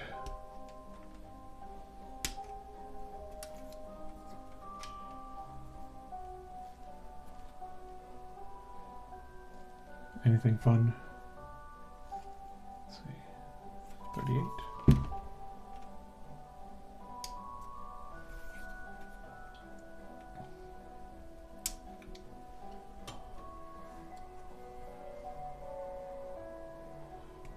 Oh, Vance, I remember I was wanting to ask you, since I got Stormcast Eternals, what's their story, their shtick? Because I've never actually read up on them. And I could, but I'm lazy.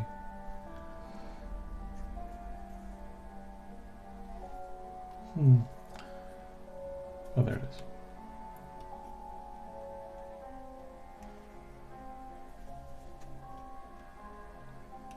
Because to me they seem like, you know, the opposite of chaos. Order paladins.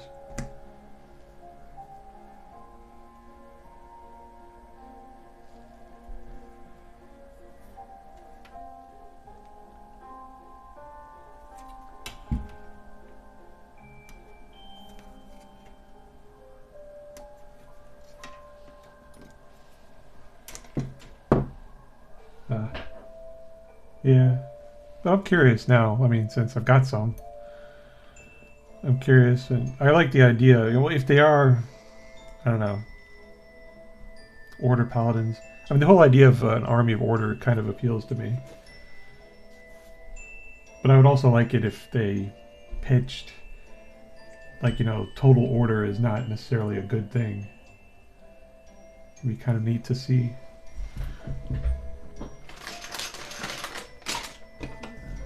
See, like, the old world people embrace this army of Order only to find that they're almost just as bad as chaos.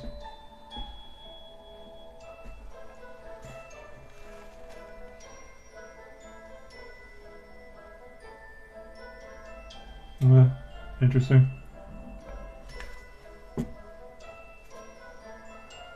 Did you ever... Oh gosh, there was...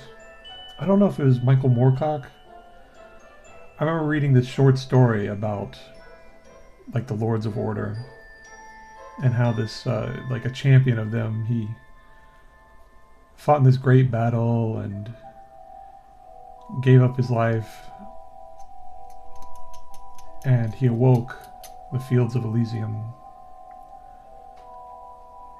And when he awoke, he was there, and it was his homestead, his home, his farm.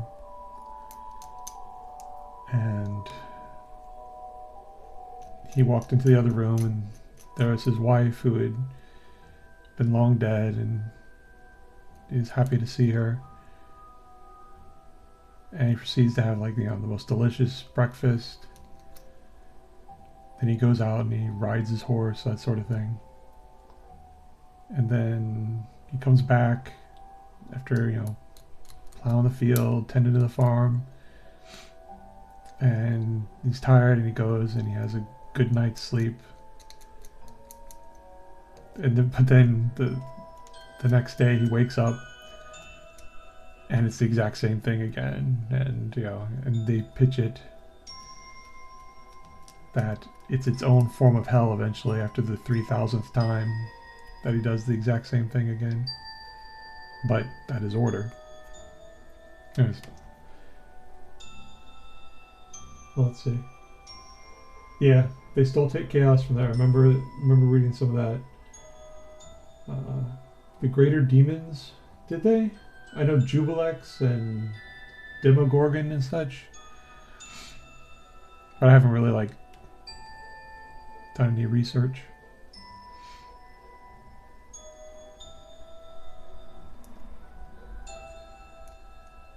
But also, Gary Gygax took a lot of stuff from other things too,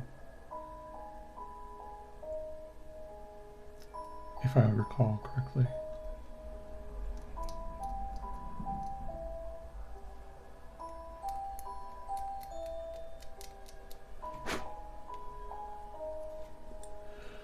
I'm gonna have to read up on them. Like, I started to read the manual.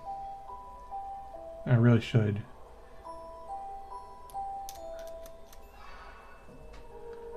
But my eyesight's bad enough that it's pretty hard to read like regular things. I have to go and put on actual reading glasses and get a light. I used my jeweler goggles at one point to read the Legions Imperialis book.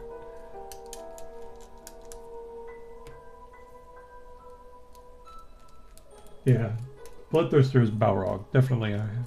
It has that vibe. Well, because you remember the Ralph Bakshi Lord of the Rings? That was a very strong, like a Bloodthirster vibe, and I think that was around about then. But I think there's also the image that was in the oh gosh, who did that beautiful artwork for Lord of the Rings? That's like in all the oh man. But like for the movies, they have that one image which is of the Black Rider over top of them that they captured really well in the movie. I don't know who that artist is, but he did a book of all the Lord of the Rings stuff, and I think that's where the Balrog and thusly the Bloodthirster came from, where it's modern depiction.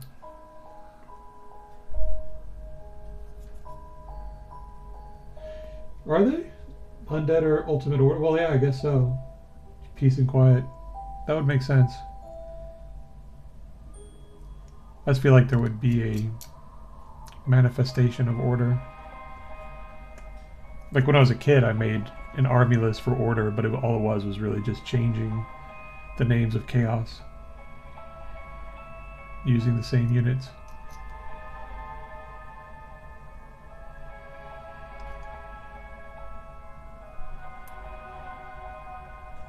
But it was just using, gosh, some Ralpartha miniatures.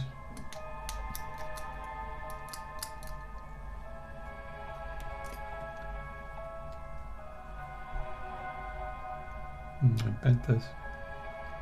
Danger.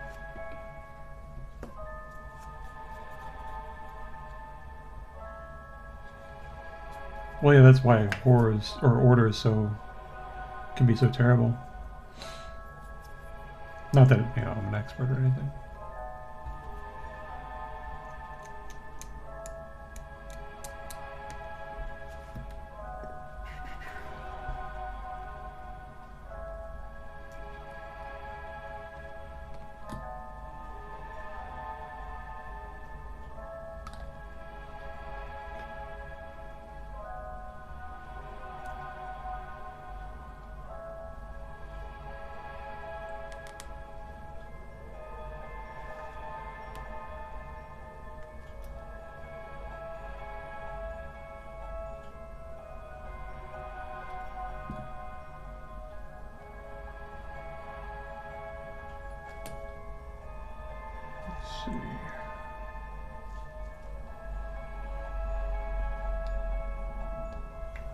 Go through the middle.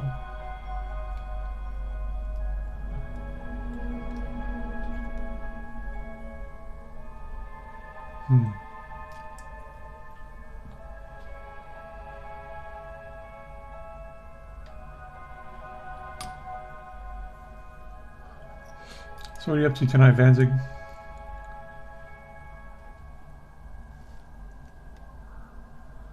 I did my eliminators yesterday.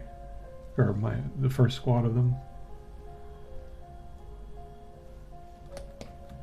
Not entirely happy with them, but it turned out okay.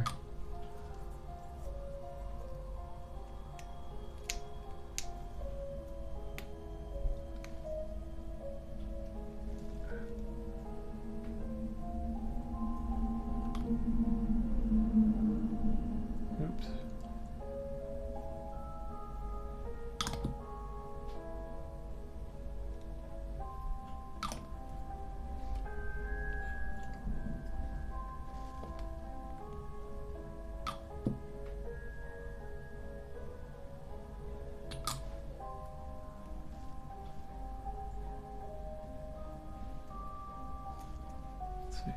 goes like this, I think. There. I like how it fits right in there. Okay. And then this.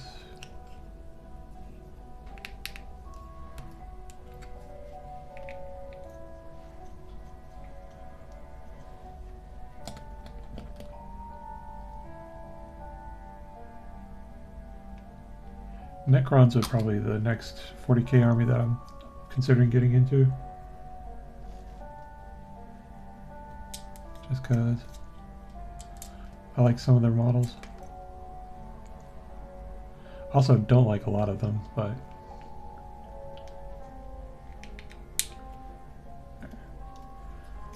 some of them are kind of goofy.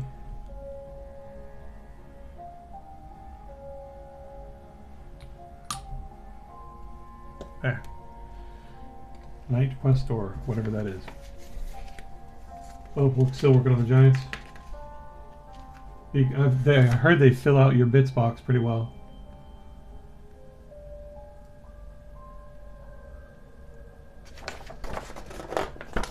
They give you lots of stuff.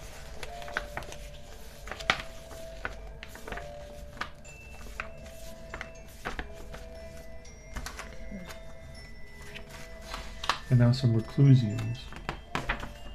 Whatever reclusians are.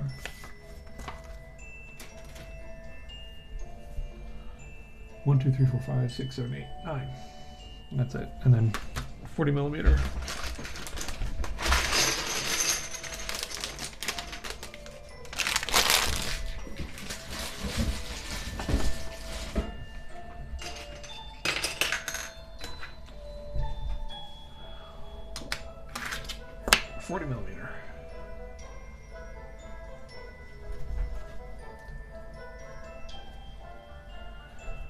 Alright, let's see.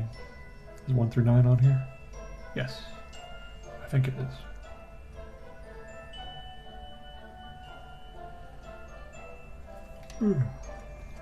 Uh-oh, it's starting to yawn.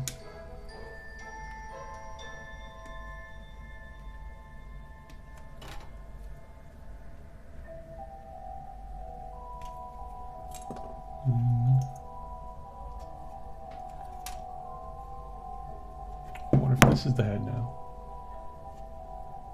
This might be that head. Oh, nope, it's not. Because this is the head that I just dropped. There.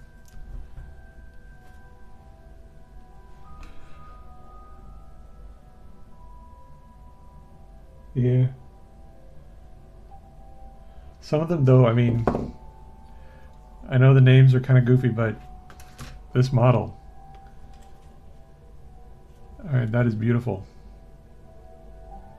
That man looks severe. And this one, this axe with the flame on it, and the way that cloak fits to the figure, kind of wraps around, that's wonderful. And the robe here, the robe underneath, you see his like foot has the robe sort of flowing around it. I just, I think back to the figures that I had when we were starting, you know, in the 90s. Because these are just so nice.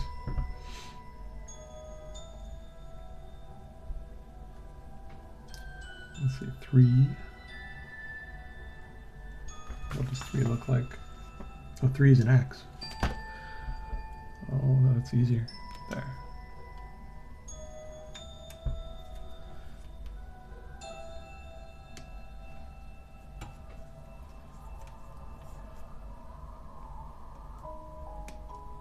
I mean, there's part of me that misses being able to spend $8.50 and get, you know, 5 Dire Avengers. Because, you know, that was pretty cool. But who is this? I don't know. I've got 2 heads. But there's something, I mean, this figure isn't worth, well, it's kind of hard to imagine saying these figures are worth $40 each. And yet,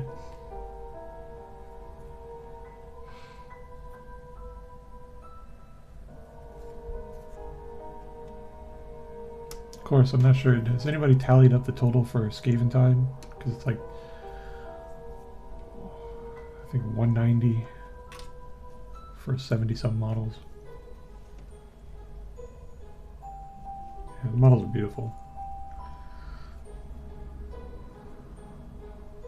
But yeah. Where is number 5?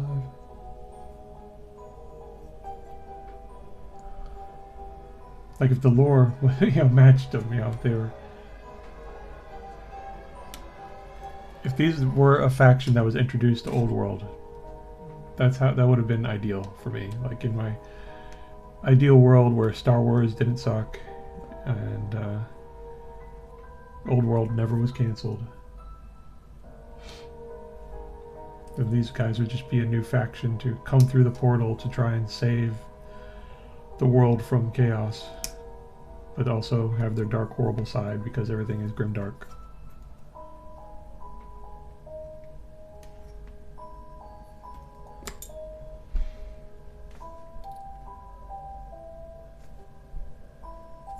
Seven is an arm. Here's the 7.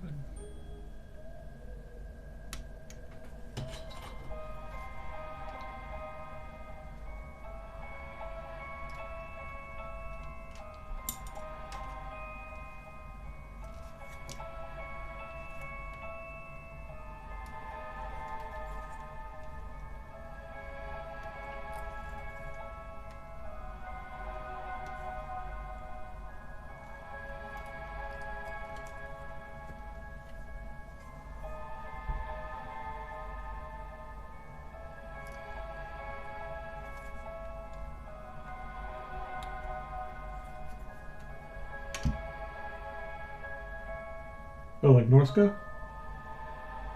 I mean, they're doing more with it with the, well, in Age of Sigmar, they have the Dark Oath models.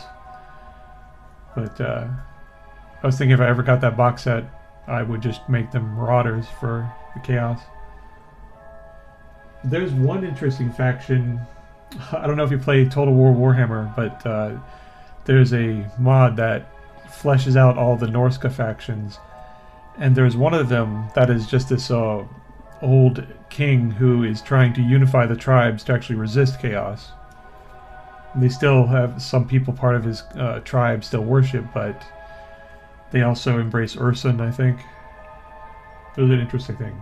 I don't know how lore accurate it is, but conceptually for the game, it was interesting to me.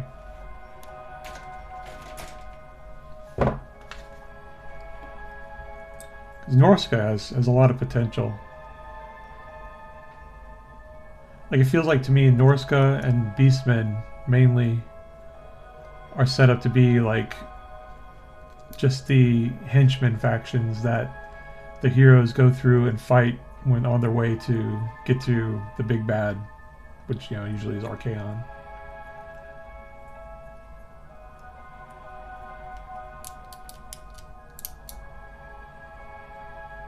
Like, for the longest time, I resisted getting the Beastmen DLC because they didn't appeal to me. We'll see.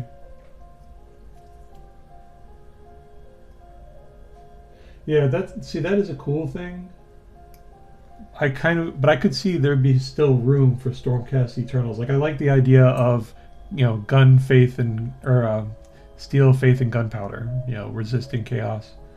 But I think there's room for saints, in essence. I mean, because that's what Sigmar was.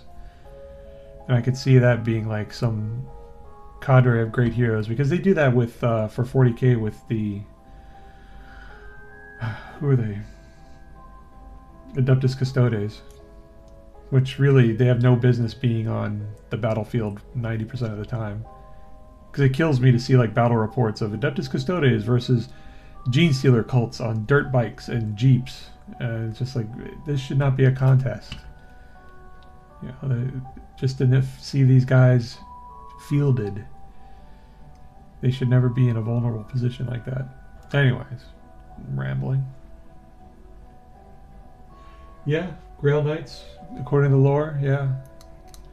They're not as tough They are actually in Old World now, aren't they? They're like a good chunk tougher because partially because they gave them a little bit more, and they nerfed Chaos a little bit.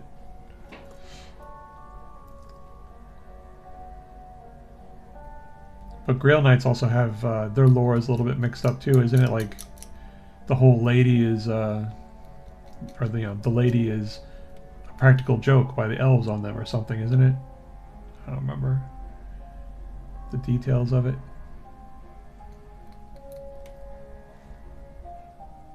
Yeah.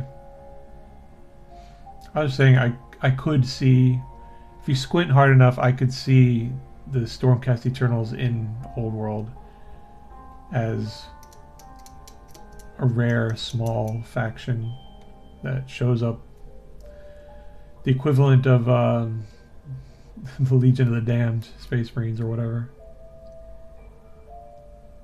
even though those are goofy too.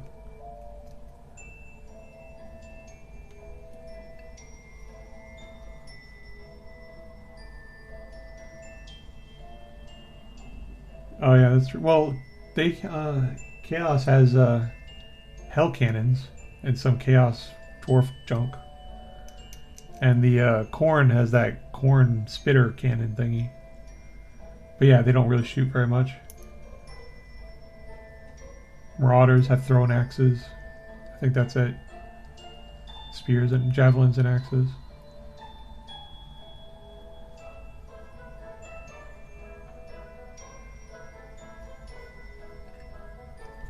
Chaos Dwarfs are pretty cool though because of their whole shooting.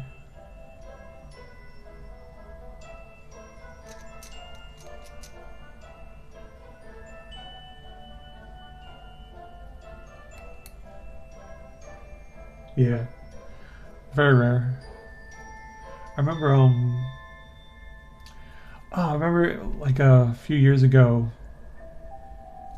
there was a discussion online about vampire counts and how they don't have any shooting because they can't, because blah blah blah, something about coming back to life. And I was like, really? Since when? Because when I was playing, Warhammer Fantasy, undead had archers. There's no problem with that. They had catapults, Screaming Skull, which they have still now, but they had archers who were just skeletons. I was surprised I didn't know they had taken them out. I don't remember which edition they did. So I think I played like 3rd to 4th.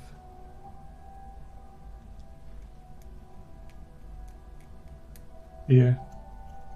Because I remember that used to be one of the regiments of renown. You could get one of the lead figure box sets was undead archers.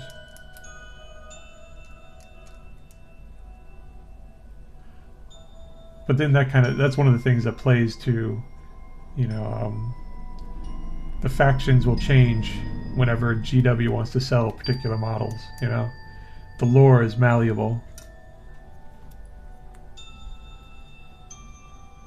For the almighty dollar or pound. Like if they saw Buck in it, we would see loyalist Skaven allied right side by side with dwarves.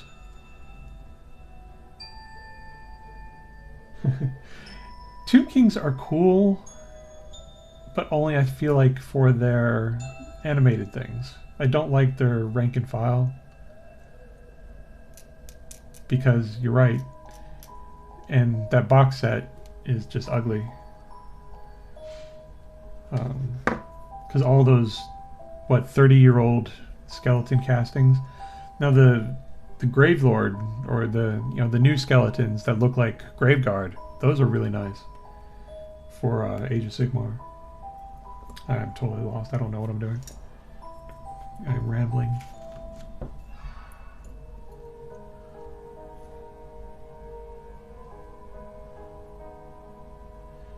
Yeah, if I don't know if it's possible if they have a faction where you can basically just fill up on the constructs, have a whole bunch of Ushabti and the big critters. I would be happy with that. I would consider that army. I'll have to take a look at the army list and see, because I don't want the skeletons, I don't want the chariots.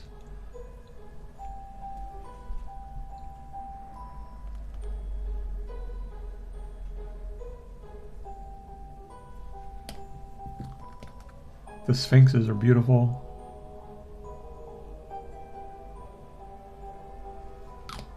The Snake Cavalry, very cool.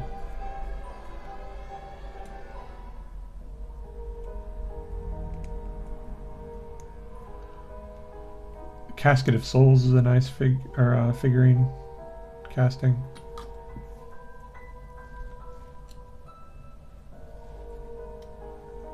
Let's see.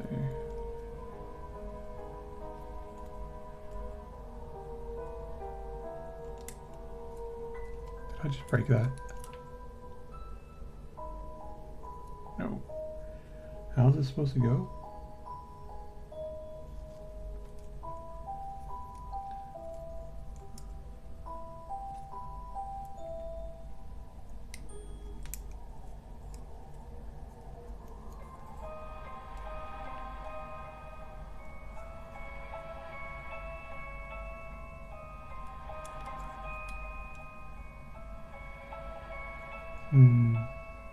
Oh, so the cloak is supposed to come through.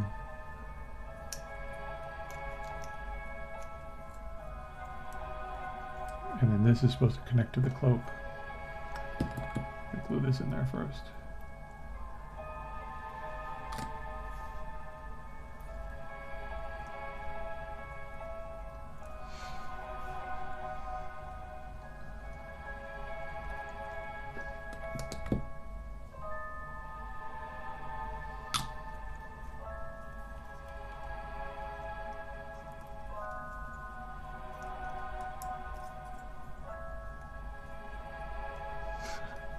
Say don't glue these.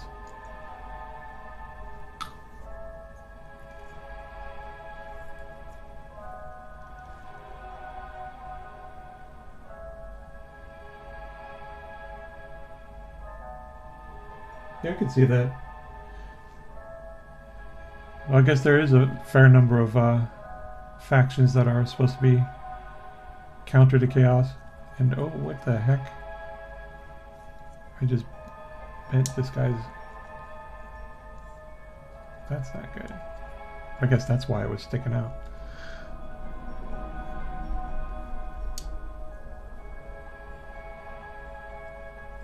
Derp.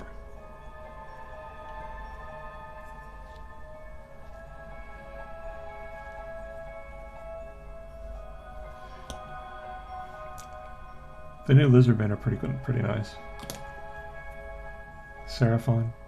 That is another thing. I don't like the whole change the names of things just so you could trademark them easier.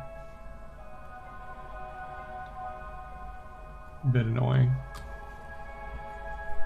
A bit transparent.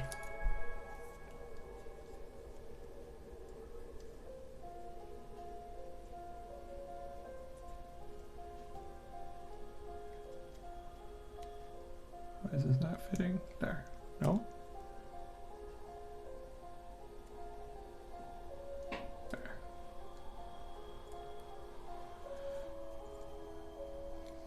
He looks kind of cool. Not as cool as that guy, but... everybody looks like Balthazar Gelt.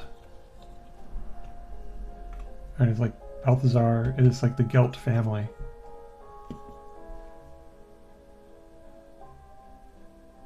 Yeah, well the thing is, the only thing is the Saurus, they very much overlap a 30mm base. So like their tails go out and their gear is all off to the sides. So I tried to put them on bases. I could get them to fit in 2 ranks. That's about all I could do, which that's okay. You could do like a regiment of 12 or 10, but a big block of 30 or 40, and they get into each other's ways. I was thinking maybe mixing them if they, you know, with these older ones, but then they just look too goofy. But then that helps you lean more into the skink, you know, skink dynamic, which that is kind of a good thing too. Anyways.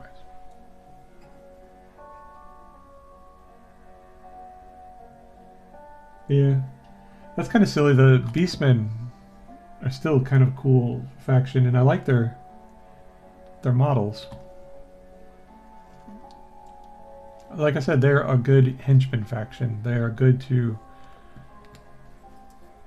you know, be there to add extra layers to the bad guys. At least that's how I feel about them. There. That guy. Cousin Gil. Well, they got, aren't the Dragon Ogres new? I don't remember. Or are those old? But I could see like a new Kazrak. That would be cool. New Torox. There's one guy who he does nothing but on the the shareware site, I forget what it's called, something like 3D Forge or something. And he takes all of the 3D models from Total War Warhammer and he puts them up as STLs so people can print them out for figures. And they look really nice, like the Kugath one and all.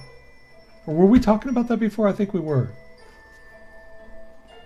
Dragon Ogres are old? Okay. Oh well.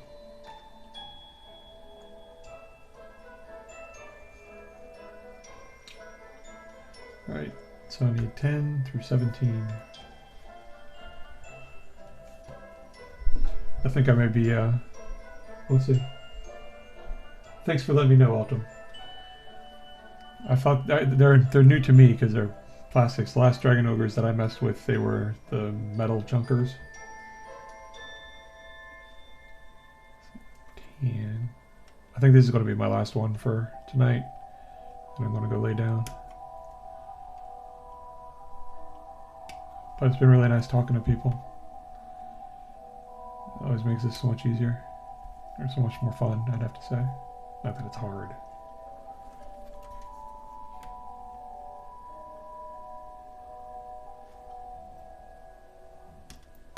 Hey Mortarion.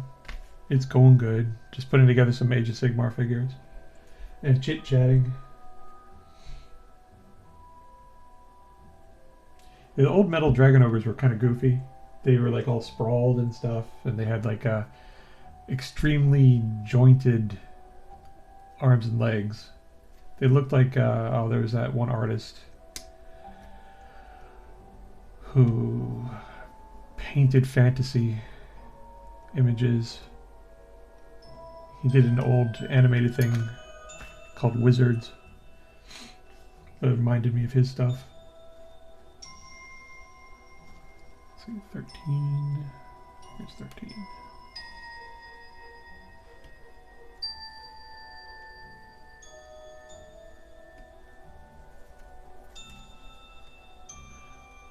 But yeah, I picked up a couple of the Beastmen Vanguard box sets because I wanted to just use them to augment the Chaos army that I was putting together. Because they were also on sale. The store was going out of business, and they sold them for half price. So I was like, okay, that's a good price for Beastmen. It was like, because it's 40 of the little guys, Centaurs.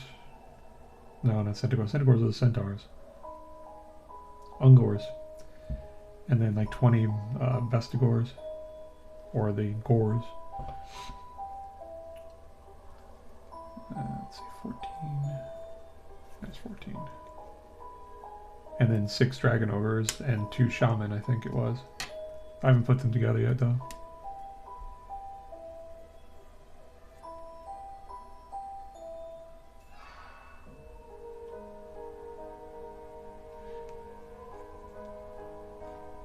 Let's see. Orcs are kind of fun because they're just raw. They're not necessarily evil. I mean, they are evil in that, like, their prime export is murder.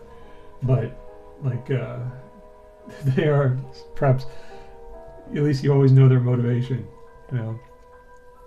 But Chaos Dwarf Machinery is cool. Every now and then I'll play them on Total War Warhammer. And but they're like putting your fun on hold because you have to build up forever. But then once you're done building up, you roll out with mechanized death. And I've lost my place again. See, I did get that 14. I need 15. Oh, there's 15.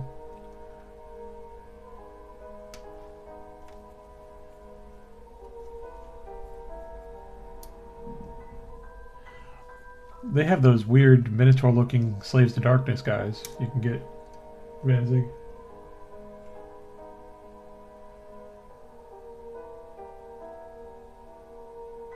Three boxes of Slaanesh demons? Oh. I've never been a fan of Slaanesh. Although, the new Sigvald figure, that has tempted me, because that is such a nice figure.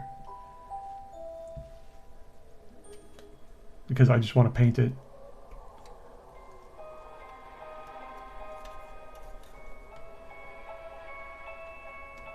Like, there's part of me that just wants to get Sigvald and like 19 Chaos Warriors and make them the Mirror Guard. And just have them as allies or something if you can. But you can't really with that figure because it's too big for Old World. Unless you put him on like a larger base and say he's secretly mounted on something or other.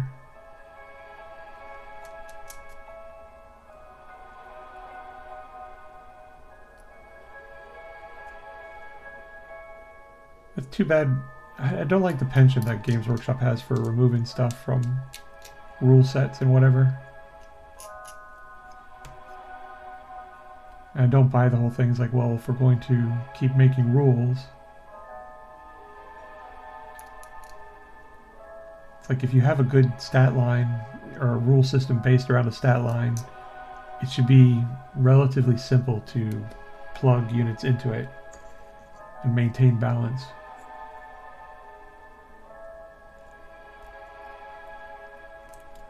I think it's them going with the whole every unit has to have a special rule thing. Feels vaguely like Pokemon.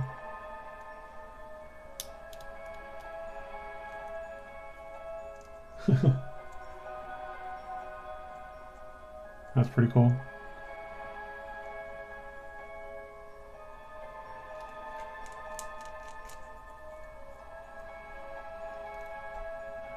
There's a Horus Heresy box sitting at my local brick and mortar store, which I'm tempted every time I go in.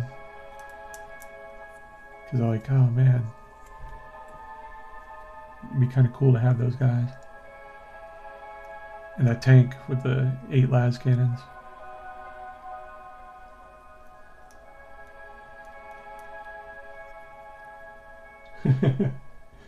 Well, it's an accomplishment, Vanzig. Good fortune.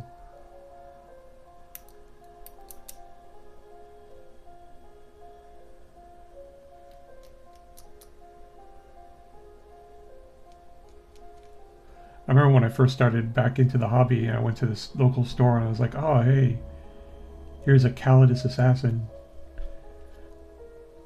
Too bad I don't like it. It's such an ugly sculpt. And then little did I know everybody wanted that figure.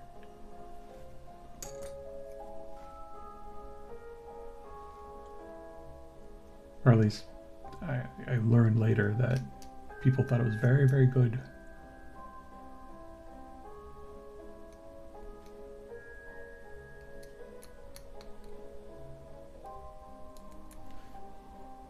And then that made me regret not getting the Assassinorum board game when I saw it years before. But I wasn't in the hobby then. But it was cool looking.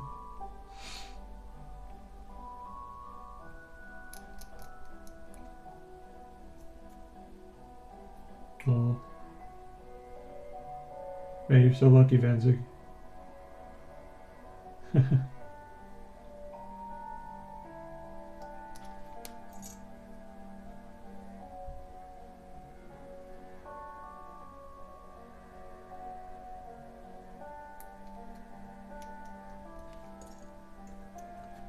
Ouch. That guy's sharp.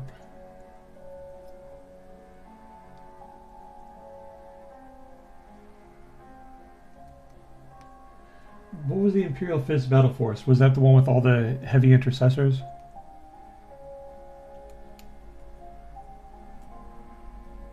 And Tor something? Caradon?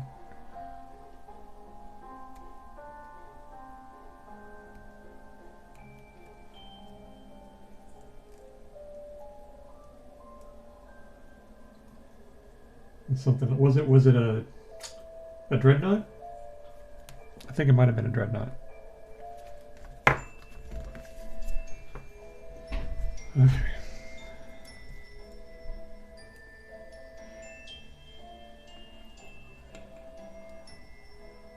Yeah, my local store still has a Deathwing Assault box set, and I was looking and seeing that there's a Christmas box set for Dark Angels, and I was like, that would be kind of cool. Even though I don't play Dark Angels, I could start them up. This guy will not fit.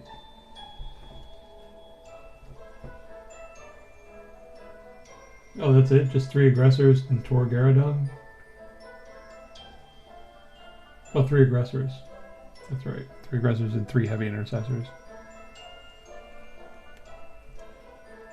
Aggressors are the flying ones? Yeah, they're the double shooty flying guys, I think.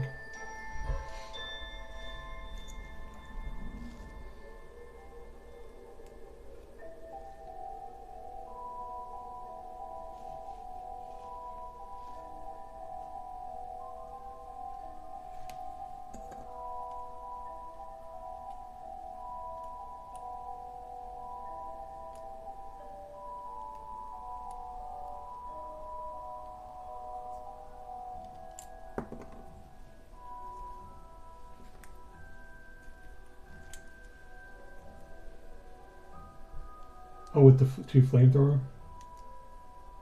No, these are Age of Sigmar Stormcast Eternals from Skaventide. Slaves of Darkness are very cool, though.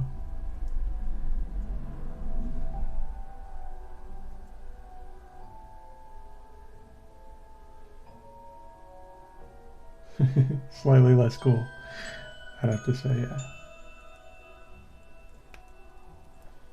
Let's see. They do all look like Balthasar Gelt, though. They really do. So they say you put this on over, but that's not true. Because you do this, and then you do this, and that works much better because the hammer goes on in the right spot, I think. This seems just weird. Because the haft is interfering.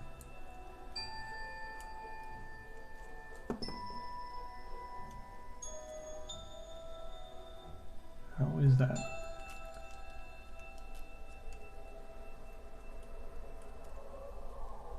See, look, the haft interferes with those ribbons. Tuck them in through. Yeah, there. Or I could just do that and stop complaining.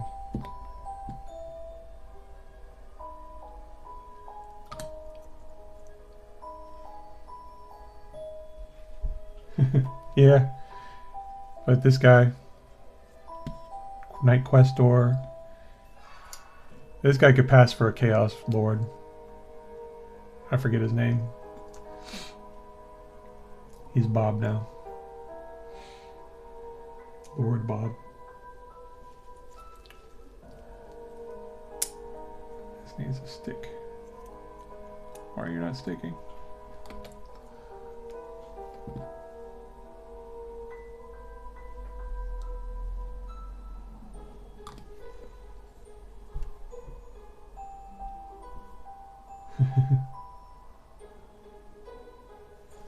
They all really do look like Balthasar Gelt to me.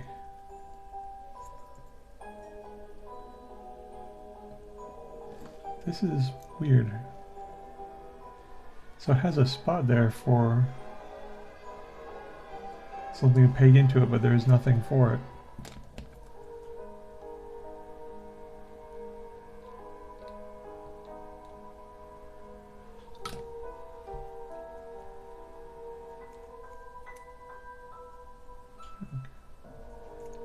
Okay.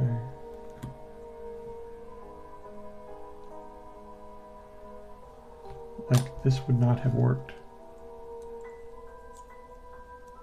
before. What's supposed to hold this all together?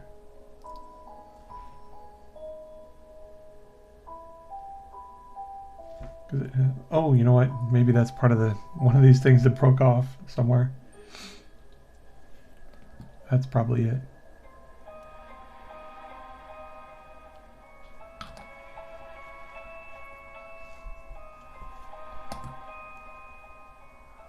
Because this box took a little bit of a rough and tumble, apparently.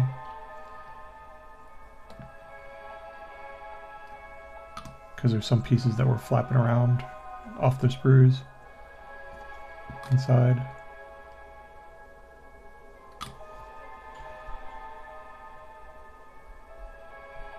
My favorite old world faction?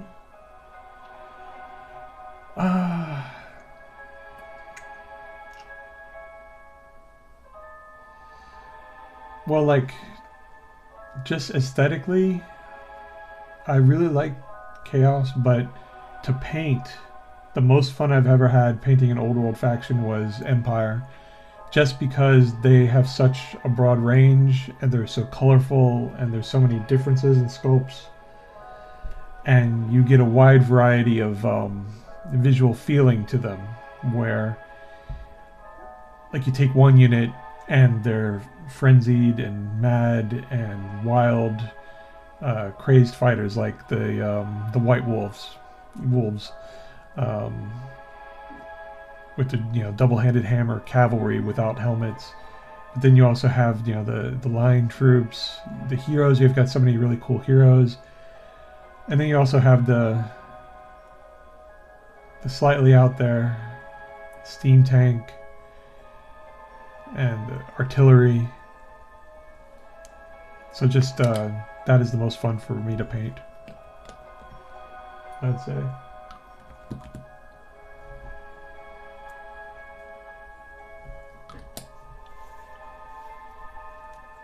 I'm gonna squeeze this guy a little bit. And really, you can also you can do an entire army with one color scheme if you want, or you can go crazy and do a circus of all different colors and have wild regiments from all across the Empire. And that appeals to me because I've been working on a Raptors Space Marine army, and I'm getting really tired of green. Like, I'm just getting really, really tired of green.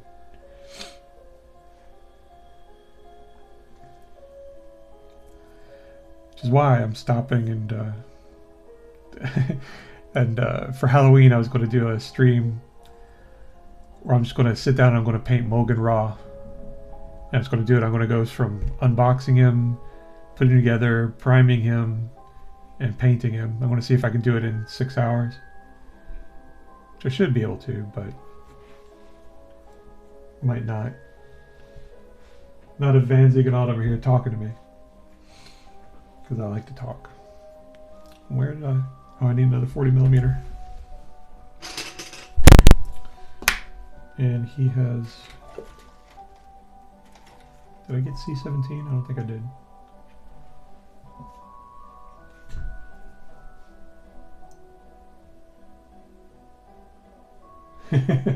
Yeah, see, that's the thing, I mean, now I can paint Raptors pretty quickly, so that's a blessing. But I'm also finding, like, sometimes I'd be like, ooh, go a little bit extra. But when you start to get to the point where, like, I just want to get these churned out, and you find something else to do. Which is kind of why my next figure I'm doing for them is going to be a Land Raider, because I'm like, alright, that'll be different, be big, and I'll have some freedom to do some fun stuff with it. Like, I primed that tonight.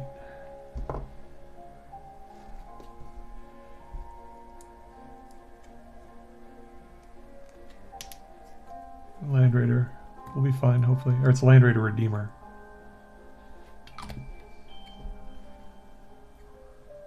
We're turning red and blue until I discovered true. You should do them in all sorts of colors, dude. Well, no, I guess for the peasantry you need to do it for whoever their liege lord is. But that's one fun thing about all the Bretonnian cavalry, is doing all the different heraldry for them. Or also, that can also be a curse too. Where You have to do all this painting, all those different colors. But alright, I think I'm going to call that there for tonight. Put these over there. Tuck my X-Acto away. Blue and yellow are... That was a thing, I think I told Vadzig the story, but when I first started getting back into painting, my wife is like, you know, well, what's the hardest thing for you to paint? I was like, oh yeah, blue and yellow, definitely. A model with blue and yellow is the hardest thing for me to paint. And so, like, she demanded I paint the Imperial Knight I was working on blue and yellow, which is the figure that is on the dashboard for the channel. And just takes coat after coat after coat. At least for me, it takes coat after coat after coat, even on white spaces. But okay, I'm gonna take these and wrap up. And thanks for hanging out with me, guys. I appreciate it. Really makes it a lot easier, a lot nicer. Black and purple. Black and purple is hard to get to go well unless you make it a very vivid purple.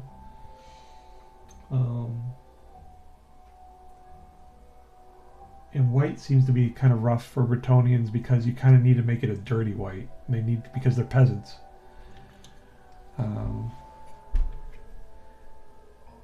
You could just go with, you know, browns and greens for real peasantry sort of vibe.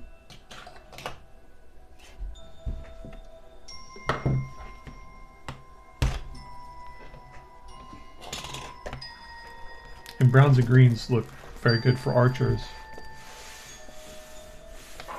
For men-at-arms, you could just choose one. But anyways, I'm going to go lay down, maybe grab something to eat first.